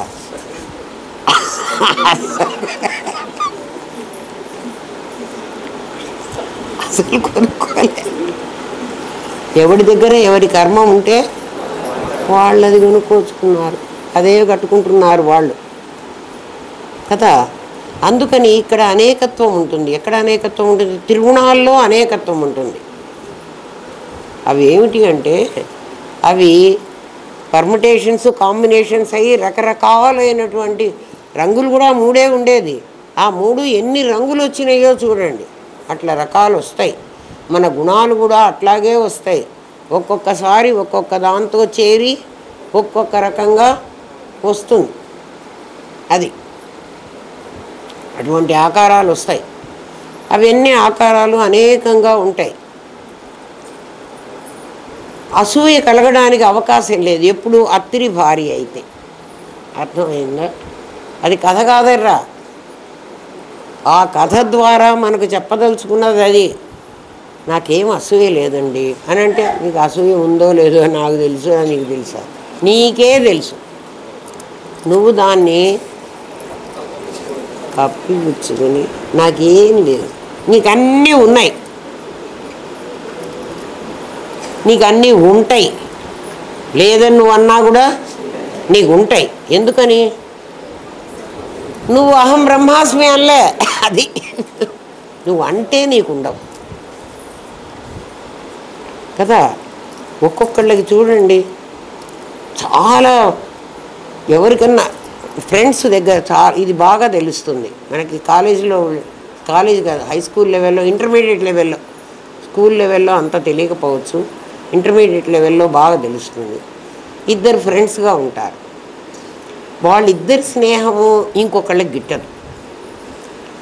అందుకని అదేదో ఇంటెలిజెంట్ గాడు ఉంటుంది, దాంతో స్నేహం చేయాలని ఇంకోటి ప్రయత్నిస్తుంటుంది. అది ఏం చేస్తుందంటే వీళ్ళిద్దరికీ ఎట్లా తగాదా పెడితే నేను దీని దగ్గరికి చేరగలను. ఇట్లాంటివి చూసారా మీరు? నేనైతే కాలేజీలో లెక్చరర్ని కాబట్టి నేను ఇట్లాంటివి చాలా చూస్తా. ఎందుకు వాళ్ళు కొట్లాడుకు వస్తున్నారు అంటే ఇది కారణం. అసూయ, ద్వేషం, అనసూయ అంటున్నా. అందుకే ఎవడైనా ఒకడు బాగా ఉంటే, ఒకడు ఆ ప్రిన్సిపల్కి దగ్గరో ఆ క్లాస్ టీచర్కి దగ్గరో ఉన్నాడనుకో, మిగిలిన వాడికి కేకే. కేకే అంటే కడుపులో కుళ్ళు. ఆ మాట మాట్లాడేటప్పుడు కడుపులో కుళ్ళు ఉంటే మాట్లాడతావు. ఆ మాట్లాడేటప్పుడు నీకు అహం బ్రహ్మాస్మి అని గుర్తొచ్చిందనుకో, అరే నాకెందుకు ఇది కలుగుతోంది, వీళ్ళంతా నిజంగా లేని వాళ్ళు కదా, వీళ్ళని నేను మాట్లాడటం ఏమిటి అనేది నీకు నీకే బుద్ధి పుడుతుంది. అర్థమైందా? నాకు నోరుంది కదా, నాకు అధికారం ఉంది కదా అని నేను అందరినీ తిడతానంటే తప్పు.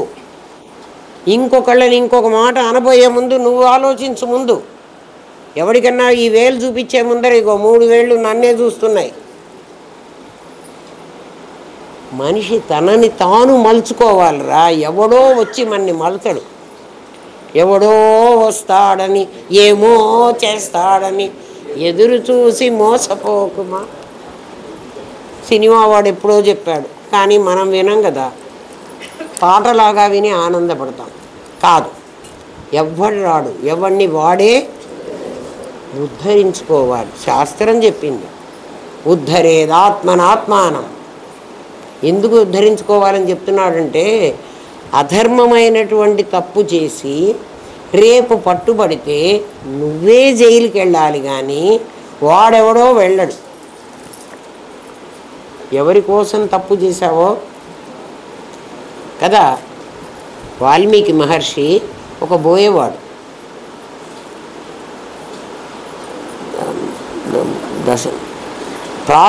ప్రాచేత సోహం దశమం పుత్రో రాఘవనందన అని తన్ని ఇంట్రడ్యూస్ చేసుకుంటాడు వాల్మీకి మహర్షి. ప్రచేతసుడు అనేవాడి కొడుకుని నేను, దశమం 10వ కొడుకుని అన్నాడు.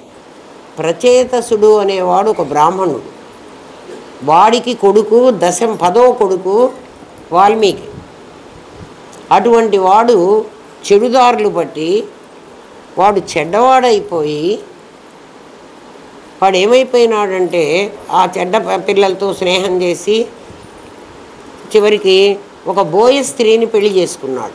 ఒక బోయ పిల్లని, ఇంటర్ క్యాస్ట్. ఆ అమ్మాయిని పెళ్లి చేసుకుని ఆ అడవిలోనే కాపురం ఉంటున్నాడు.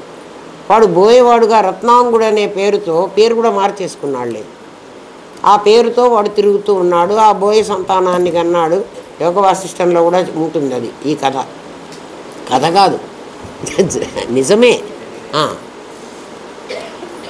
తర్వాత ఈ నారద మహర్షి, సనక సననాదులు వీళ్ళందరూ వస్తే కూడా దారులు కొట్టుకొని బతుకుతుండేవాడు. దారులు కొట్టుకోవడం అంటే దారిలో ఎవడొస్తే వాడిని కొట్టి ఆ డబ్బులు తీసుకుపోయి ఆ పెళ్ళాం పిల్లల్ని వీళ్ళని పట్టుకున్నాడు. ఒకసారి పట్టుకుంటే, ఒరే నాయన మా దగ్గర గోచీలు ఇవేమిటో ఈ కమండలాలు ఇలాంటివే ఉన్నాయి. లేదు లేదు, మిమ్మల్ని గొప్పవాళ్ళు అంటారు కదా, మీ దగ్గర ఏదో ధనం ఉంది, ఆ ధనం నాకు ఇచ్చేసి వెళ్ళండి అంటే, తప్పకుండా ఇస్తాం, మేము ఎక్కడికి పోం, వాళ్ళ దగ్గర బంగారం వెండి ఏముండవు, మీకు ఇస్తాం తప్పకుండా. ఇప్పుడు మమ్మల్ని అందరినీ బాధించో హింసించో మా దగ్గర ఉన్నది కాస్త ఎత్తుకుని పోయి నీ ఏం చేస్తున్నావు అంటే, ఏం చేయటం ఏమిటి, నా భార్య పిల్లలు ఉన్నారు, వాళ్ళందరికీ నేను పెట్టుకుంటాను అని అన్నాడు.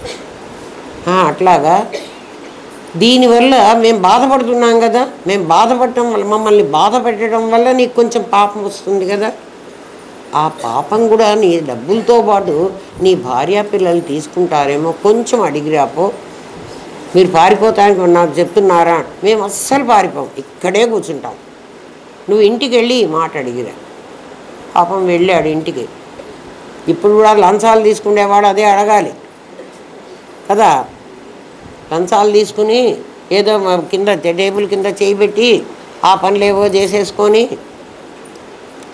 వాడు ఏం చేస్తున్నాడు అంటే, నా భార్య పిల్లల్ని పోషిస్తున్నాను, రేపు భార్య పిల్లలు జైలుకి రారు, వీడిని పట్టుకుపోతారు. ఇంటికి పోయినట్ట అడిగాట ఆ భార్యని, ఆ పిల్లలు నేను తీసుకొచ్చిన డబ్బంతా మీరే తింటున్నారు కదా, మరి నాకేదో కొంచెం పాపం కూడా వస్తుందిట దీంట్లో, అది కూడా కొంచెం తీసుకుంటారా మీరే? మాకేం పనివి నీ పాపం తీసుకోవడం, నువ్వు నన్ను పెళ్లి చేసుకున్నావు, చచ్చినట్టు తీసుకొచ్చి సాకాలి. నువ్వు దొంగతనమే చేస్తావో సంపాదించుకొనే తెస్తావో నాకు తెలియదు, నువ్వు మాత్రం మేము పాపం గీపం పంచుకోం, నీ ఇష్టం పో అన్నా. పాపం పంచుకోని అంటున్నదండి నా భార్య, తెచ్చి పెట్టాల్సిందేట, నేను ఏం చేసినా మరి పాపం నువ్వే కదా అనుభవించాలి. అమ్మో అంత పాపం ఉంటుందా, నాకు తెలియలేదు, ఆ పాపం పోయేటట్టు నాకు ఏదన్నా చెప్పండి అంటే, నువ్వు ఇక్కడ కూర్చోరా, మేము మా దగ్గర ధనం ఉందన్నావు కదా, ఆ ధనమే నీకు ఇచ్చిపోతాము. ఏమిట్రా ఆ ధనం అంటే రామధనం, పిబరే రామరసం అంటారు కదా, ఆ రామ అనే పదం, రామ అంటే రాముడు కాదు, నేను మొన్ననే మీకు చెప్పాను కదా, రామ అంటే నమో నారాయణాయ నమ శివాయ, ఆ పేరు రాముడికి పెట్టారు. ఆ పేరుకు తగ్గట్టుగా రాముడు ధర్మమూర్తి అయిపోయినాడు, అర్థమైందా? అట్లా మన దగ్గర కూడా ఆ తర్వాత వాల్మీకి పుట్ట పెరిగిపోయింది, ఆయన వాల్మీకంలోంచి బయటకు వచ్చాడు కాబట్టి వాల్మీకి అని పేరు పెట్టారు. ఆయన బోయేవాడు కాదు, వీళ్ళంతా మేము వాల్మీకులము అని వీళ్ళు అంటారు. వీళ్ళ కులాలు ఏం తెలీదు, మాకు అన్నీ తెలుసు అనుకుంటారు, సంఘాలు కూడా పెట్టుకుంటారు. భగవద్గీత చెప్పింది, చాతుర్వర్ణ్యం మయా సృష్టం గుణకర్మ విభాగశ అని, 4 కులాలని నేనే సృష్టించాను, వాళ్ళు చేస్తున్న పనులను బట్టి వాళ్ళ కర్మలను బట్టి నేను సృష్టించాను అన్నాడు. మరి మనకు అది తెలీదు కానీ బాగానే ఇంటర్ప్రిట్ చేసుకుంటాం మన ఇష్టం వచ్చినట్లు, మనం దానికి ఏం చేయలేం. అందుకని పెద్దవాడైన తర్వాత వాల్మీకి మహర్షి అయిన తర్వాత రాముడి దగ్గరికి వచ్చి ప్రాచేత సోహం దశమం పుత్రో రాఘవనందన అని చెప్తాడు. అక్కడ ఆయన జీవితం బయటపడుతుంది. నేను రామాయణంలో వాల్మీకి మహర్షి రాముడి దగ్గరికి వచ్చి చెప్తాడు, మహర్షి అయిపోయినాడు కదా, రామ మంత్రాన్ని చెప్పుకుని. మనం కూడా మన దగ్గర 3 ఉన్నాయి, ఏమిటి 3 తలకాయలని చెప్పాను కదా, మళ్ళీ వెనక్కి పోదాం. సత్వరజస్ తమో గుణాలు, వీటి కాంబినేషన్స్ చాలా ఉంటాయి. అంటే జాగ్రత్త అవస్థలో సత్వరజస్తమో గుణాలు, స్వప్నావస్థలో సత్వరజస్తమో గుణాలు, సుషుప్తి అవస్థలో సత్వరజస్తమో గుణాలు. అంటే గుణాలతో ఏముంది, తర్వాత నిద్ర లేచిన తర్వాత నాకు హాయిగా ఉందన్నవాడు ఒకడు, నిద్రపోయినా కూడా డిస్టర్బ్డ్ స్లీప్, నాకేం బాగలేదు అంటే నిద్రపోయినా కూడా వాడికి బాగలేదు. 3 గుణాలు ఎలా ఉంటాయో వీటి కాంబినేషన్స్తో రకరకాలైనటువంటి జీవితాన్ని మనమంతా గడుపుతున్నాం. ఇవన్నీ ఎవరికి అంటే నాదికి, నేనుకు కాదు. అది నాకు ఎలా తెలుస్తుందండి? ఇది ఉపకరణం అని అహం బ్రహ్మాస్మి అని అనుకోమన్నానే. నువ్వు ఏ పని, నీ పేరేమి, నువ్వు ఎవరు రావచ్చాడు అంటే నేను వెంకటేష్ని అనేటప్పుడు ఆ క్షణంలో అనుకో ఏమని, నేను పరమాత్మనే, కానీ నేను వెంకటేష్ అనే పేరుతో ఈ ప్రపంచంలోనే తిరుగుతున్నా. వెంకటేష్ నేను వేసిన వేషం, అసలు నేను ఎవరిని? అనుకో చాలు. అనుకుంటే నువ్వు అందులో ఉంటావురా, అర్థమైందా? ఏం కష్టంగా ఒక చోట కూర్చొని అహం బ్రహ్మాస్మి అస్సలు చెప్పలేదు అట్లా. అట్లా అనుకుంటే నేను ఎట్లా బయటపడతానండి? ఎట్లా బయటపడతావంటే, నువ్వు అట్లా అనుకోగానే ఏమవుతావంటే నువ్వు ధ్యాతమైపోతావు. ప్రమాత ప్రమాణం ప్రమేయం అన్నానే, నువ్వేం ధ్యానించావు? ఇప్పుడు అహం బ్రహ్మాస్మి అని ధ్యానించావు. అంతకుముందు నువ్వు జీవాస్మి అన్నావు, ఇప్పుడు బ్రహ్మాస్మి అన్నావు. బ్రహ్మాస్మి అనగానే నువ్వు ధ్యాతమైనావు. ధ్యాత కాస్త అహం బ్రహ్మాస్మి, దాన్ని గురించి ఆలోచించినప్పుడు ఆ ధ్యానమైంది. ఆలోచించకపోతే అనవు కదురా. నీకు ఆలోచనే రాదు కదా. నామరూప క్రియల్లో నువ్వు నామంలో ఏమైనావు, నీ ఆలోచన వచ్చింది. రూపంలో నువ్వు బ్రహ్మరూపాన్ని పొందావు. నేను అప్పుడు కూడా పొందే ఉన్నాను, నీకు తెలియలేదు కదరా. నువ్వు అప్పుడు కూడా పొందే ఉన్నావు, కాదని చెప్పట్లే, కానీ నీకు తెలియలేదు కదా. ఇప్పుడు అనుకుంటున్నావు కదా, ఇప్పుడు అనుకున్న క్షణంలో నువ్వు బ్రహ్మవే. అర్థమైందా? అదే మగవాళ్ళు వెంకటేశే అనుకోవాలా అండి? కాదు కాదు, మీ పేరు కోసం చెప్పారా? ఎదురుగా కూర్చున్నాడని వాడిని చెప్పా కానీ కదా. ఏ పేరు మీకు పెట్టారో, పేరు పెట్టారా ఆ డైరెక్టర్ ఎవడో తీసుకొచ్చి రాముడి వేషం వేయమని అరుణ్ గోవిల్కి చెప్పాడురా.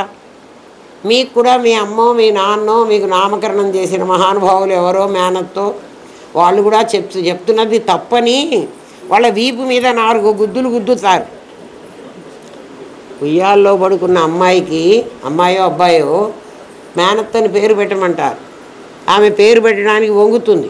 ఈమె వీపు మీద ఎందుకంటే తప్పు చెప్తున్నావు, వాడు బ్రహ్మస్వరూపం.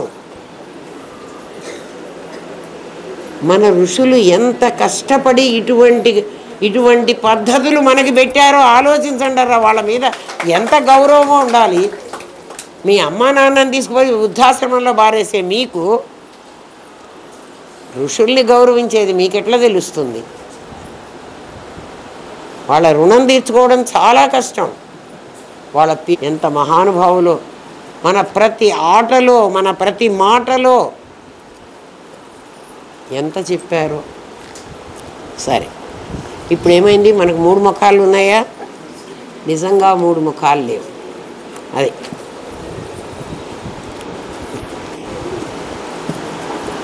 కృతయుగంలో దత్తాత్రేయుడు గురువు అంటారు. ఈ బ్రహ్మ విద్యని దత్తాత్రేయుడే చెప్పాడు అంటారు.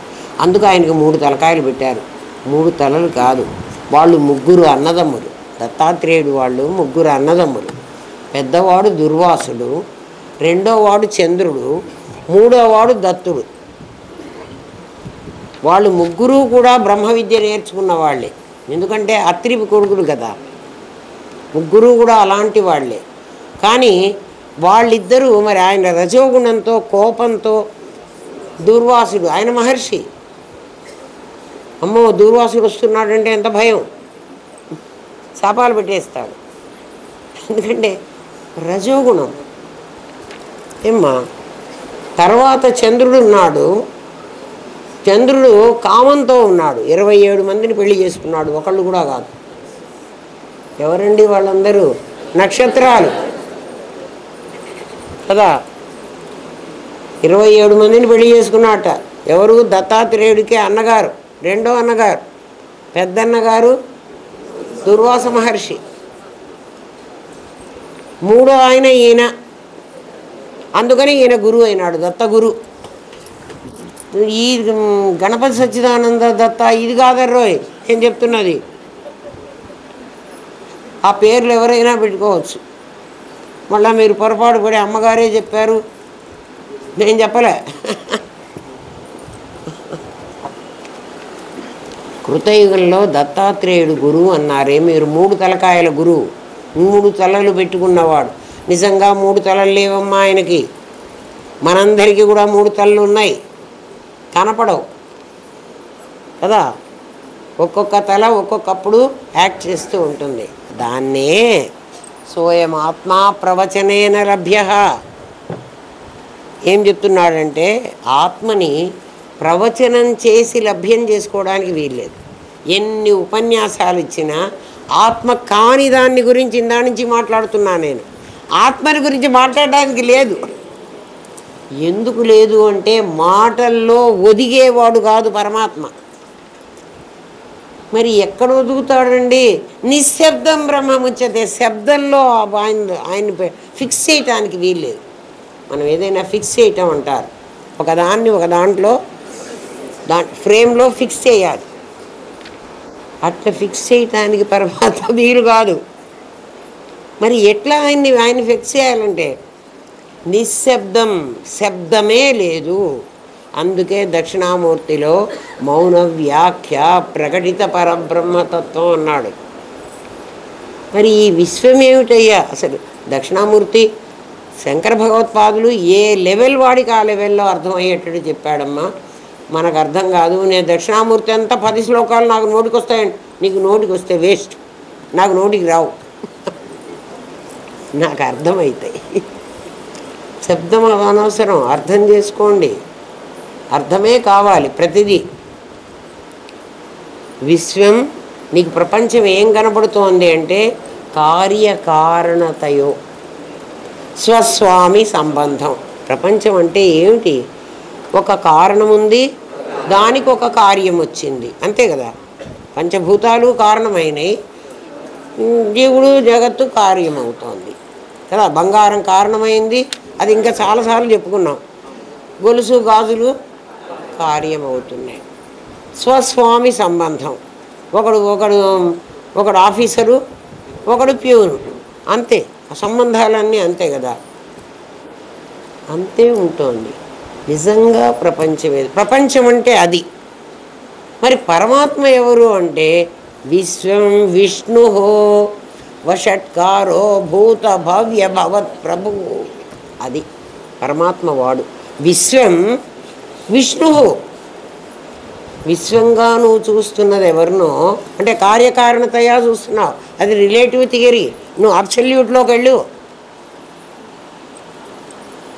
అబ్సల్యూట్లో నీకు పరమాత్మే కనిపిస్తాడు. విశ్వం విష్ణు, ఇవన్నీ మీ ముందే పెట్టారు.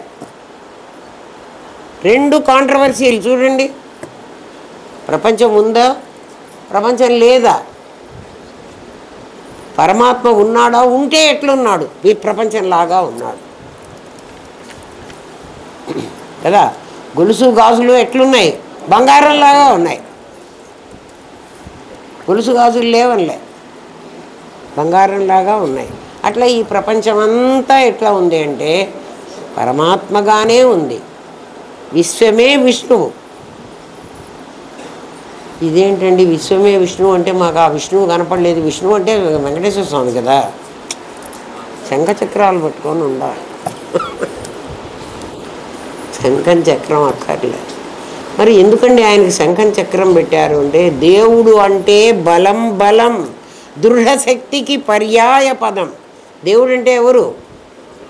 దేవుడు అంటే బలం, శక్తి. శక్తే కదరా. అవ్యక్తం వ్యక్తిమాపన్నం అంటే ఏమిటి? అదే కదరా. శక్తి వ్యక్తిగా కన్వర్ట్ అయ్యి కనిపిస్తోంది. అది కన్వర్ట్ అయ్యని కూడా అనకూడదు, మేనిఫెస్ట్ అయ్యి అనాలి. అర్థమైందా? ఆ పరమాత్మకి 3 ఉన్నాయిట. ఏమిట్రా అవంటే సత్వరజస్తమో గుణాలు. జాగ్రత్త స్వప్న సుషుప్తులు. 4 కాళ్ళు అక్కర్లే. ఇదిగో 3 కాళ్ళ మీద నిలబడుతున్నారు. ఎవరు నిలబడుతున్నారు? మనకి 3 కాళ్ళు కనపడతాయి కానీ ఇది ఉండకపోతే ఈ 3 కాళ్ళు అక్కర్లే కదా. నిలబడవలసింది ఎవరు? ఈ పై పార్ట్. కానీ దీనికి ఏమని పేరు? 3 ముక్కాలు పీఠ అని పేరు, అంతేనా? దీనికి అధికారం ఎవరికి ఇచ్చావు? ఈ 3టికి ఇచ్చావు. నీ కూడా నేను నిలబడాలంటే నీ జాగ్రత్త స్వప్న సుషుప్తులనే నాది కావాలి. అర్థమైందా? ఇందులో ఏ ఒకటి లేకపోయినా నిలబడదు. ఈ 3 ఉండి ఇది లేకపోతే ఈ 3 కలిసి ఉండలేవు. ఈ 3 కలిసి ఉండాలంటే కాబట్టి చూసేవాడికి ఇది ముఖ్యమా, ఇది ముఖ్యమా? అందుకే ఏమందంటే సోయం ఆత్మ చతుష్పాత్. ఈ ఆత్మకి 4 కాళ్ళు ఉన్నాయి అంది. ఈ ఆత్మకి 4 కాళ్ళు ఉన్నాయిట. ఏమిటా 4 కాళ్ళు అంటే విశ్వజాగరిత స్థాన ప్రథమ పాదం. తైజస సెకండ్ అవుతుంది. విశ్వం అనేటువంటి జాగ్రత్త అవస్థ, వాడి పేరు విశ్వడు. ఏమ్మా? జాగరిత స్థాన ప్రథమ పాదం. ఏమ్మా? స్వప్నస్థాన తైజస ద్వితీయ పాదం. ప్రాజ్ఞః తృతీయ పాదం సుషుప్తం, చతుర్థం మన్యంతే నాలుగవది అపాదము అన్నది. ఇవన్నీ పాదాలుట, ఇవన్నీ పార్ట్స్. చతుర్థం మన్యంతే నాలుగవది అపాదం, దానికి పాదం లేదు కానీ నాలుగవదే నిలబెట్టేది. అంత శాస్త్రం ఎంత చెప్పిందో చూడండి అర్రా కదా. ఇప్పుడు నీకు విశ్వ తైజస ప్రాజ్ఞ నీకు తెలుసు, మనకందరికీ తెలుసు కదా. జాగ్రత్త, స్వప్న, సుషుప్తి, ఈ మూడింటిని నిలబెట్టేటువంటి అపాదం ఉందే అది నీవు.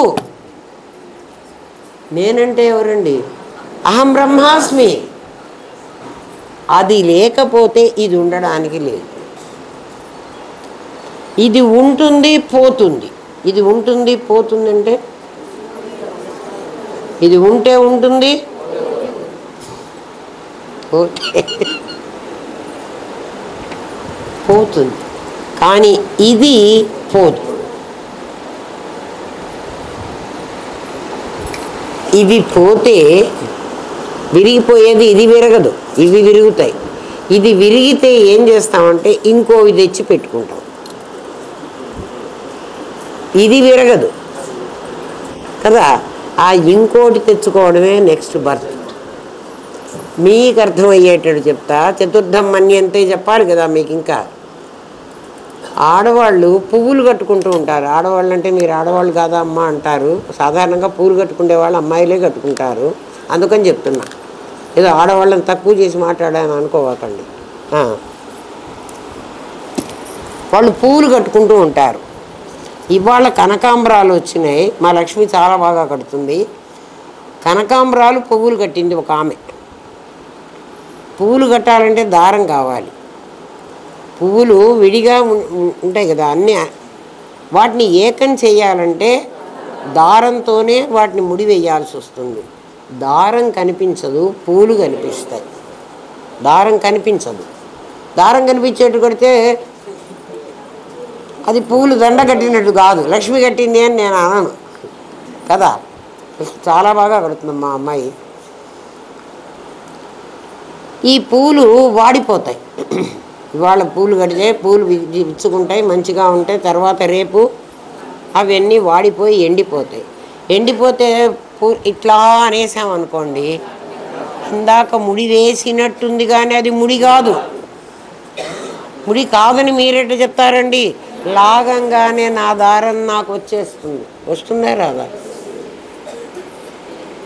ముడి లేదు పూలల్లో, దారంగా వచ్చేసింది.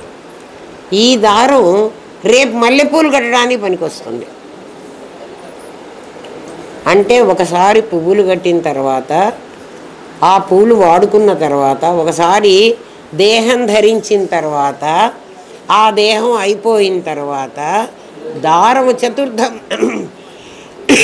చతుర్థం మన్యంతే. ఆ నాలుగోది 3 పాదాలు అయిపోయినాయి. 3 పాదాలు ఎక్కడైపోయినాయి? పూలు ఒకసారి ఇక్కడ చుట్టావు, ఒకసారి ఇక్కడ చుట్టావు, దాన్ని 3 వేసి లాగేసావు. 3 అయినాయి. 3 ముళ్ళు వేసేసావు. 3 ముళ్ళు వేసానంటున్నావు, ముళ్ళు కాదు. అరే కావాలంటే చూసుకోండర్రా, తర్వాత ఇట్లా లాగండి. మరి ముడైతే ఎట్లా ముళ్ళు ముళ్ళుగా కనపడద్దు మనకు, అస్సలు లేవు. ఇక్కడ కూడా ఈ 3 ముడేయలేదురా, నీకు అతుకు పెట్టలేదురా పిచ్చివాడ. అందుకని చతుర్థం మన్యంతే అన్నాడు. ఈ 4వది ముడిపడలేదు, అందుకని ఇంకో పూలు కట్టడానికి కూడా పనికి వస్తుంది. కాబట్టి 4వది నీకు ఇంకో జన్మకి పనికి వస్తున్నది. చాలు, ఇంకా చాలా ఎక్కువ చెప్పినట్టున్నా.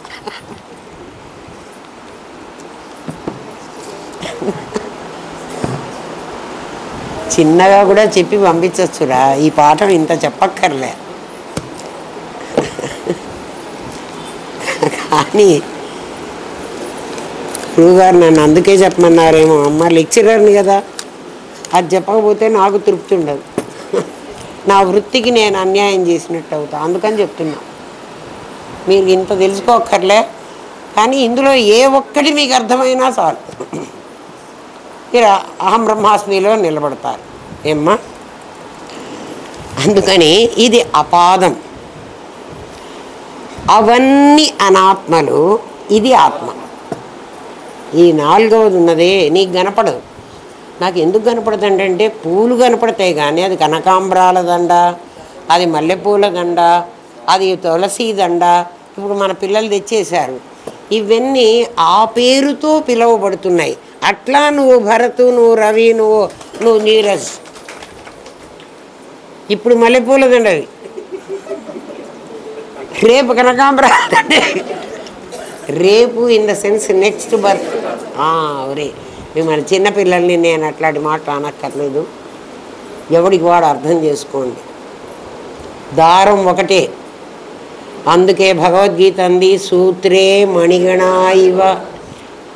సూత్రంలో ఒక తాడులో ఎట్లయితే మణులన్నీ గుచ్చి పెడతారో, గుచ్చి కాదు, గుచ్చేది కాదు, పూల దండ కట్టేది. ఎందుకు గుచ్చేది కాదండి అంటే గుచ్చితే ఇట్లా లాగితే అవి పోవు. చాలామంది సూత్రే మణిగణాయివ అంటే గుచ్చారంటారు. అమ్మో గుచ్చలే. అర్థమైందా? సరే, నీవు ఆత్మవు, నీవు బిందువువి, నువ్వు సెల్వి, నువ్వు చుక్కవి. గుర్తుపెట్టుకో. ఏమ్మా? నిన్ను గురించి చెప్పేది మాత్రం. నిన్ను గురించి చెప్పేది ఏం చెప్పాలి? నిన్ను గురించి అంటే ఈ శబ్దాలన్నీ నిన్ను గురించి చెప్పేది. ఈ శబ్దం ద్వారా నిన్ను పట్టుకోవడానికి, శబ్దం నీకు పరిచయమైంది, శబ్దం నీకు తెలిసింది, శబ్దమే నీకు అలవాటైంది. అలవాటైన శబ్దం ద్వారా అలవాటు లేని పరమాత్మని, వాడు నిశ్శబ్దం, వాణ్ణి కనుక్కో. వాణ్ణి చెప్పడానికి మాకు వీలు కాదు. ఎందుకని? పదాలేవి కూడా పరమాత్మని చెప్పడానికి మాకు చేత కాదని నోరు మూసుకుని బయటకు వచ్చినాయి. మీరు చెప్తున్నారా అండి ఆ మాట? అవును, నేనేం చెప్పట్లేదు. యతో వాచో నివర్తంతే అప్రాప్య మనసా సహా. ఏదైతే వాక్కు చెప్పలేక వెనక్కి తిరిగి వచ్చిందో, మనస్సు ఏదైతే అది ఊహించలేక వెనక్కి వచ్చేసిందో అది పరమాత్మ. యతో వాచో నివర్తంతే అప్రాప్య మనసా సహా. అర్థమైందా? ఏమ్మా? అది ఎట్లా లయం చెయ్యాలో రేపు చెప్తాను. రేపంటే నెక్స్ట్ క్లాస్. ఓం తత్సత్. స్వస్తి ప్రజాభ్యః పరిపాలయంతాన్యాయేన మార్గేణ మహిన్మహీష్య. ఓ బ్రాహ్మణేభ్యః శుభమస్తు. నిత్యం లోకాః సమస్తా సుఖినో భవంతు. ఓం పూర్ణమదః పూర్ణమిదం పూర్ణాత్ పూర్ణముదచ్యతే పూర్ణస్య పూర్ణమాదాయ పూర్ణమేవావశిష్యతే. ఓం శాంతి శాంతి శాంతి. ఓం నమో బ్రహ్మాదిభ్యో బ్రహ్మ విద్యా కర్తృభ్యో వంశ ఋషిభ్యో గురుభ్యో నమో మహద్భ్యః. సర్వోపద్రవరహిత ప్రజ్ఞానఘనః ప్రత్యగర్ధో బ్రహ్మైవాహమస్మి.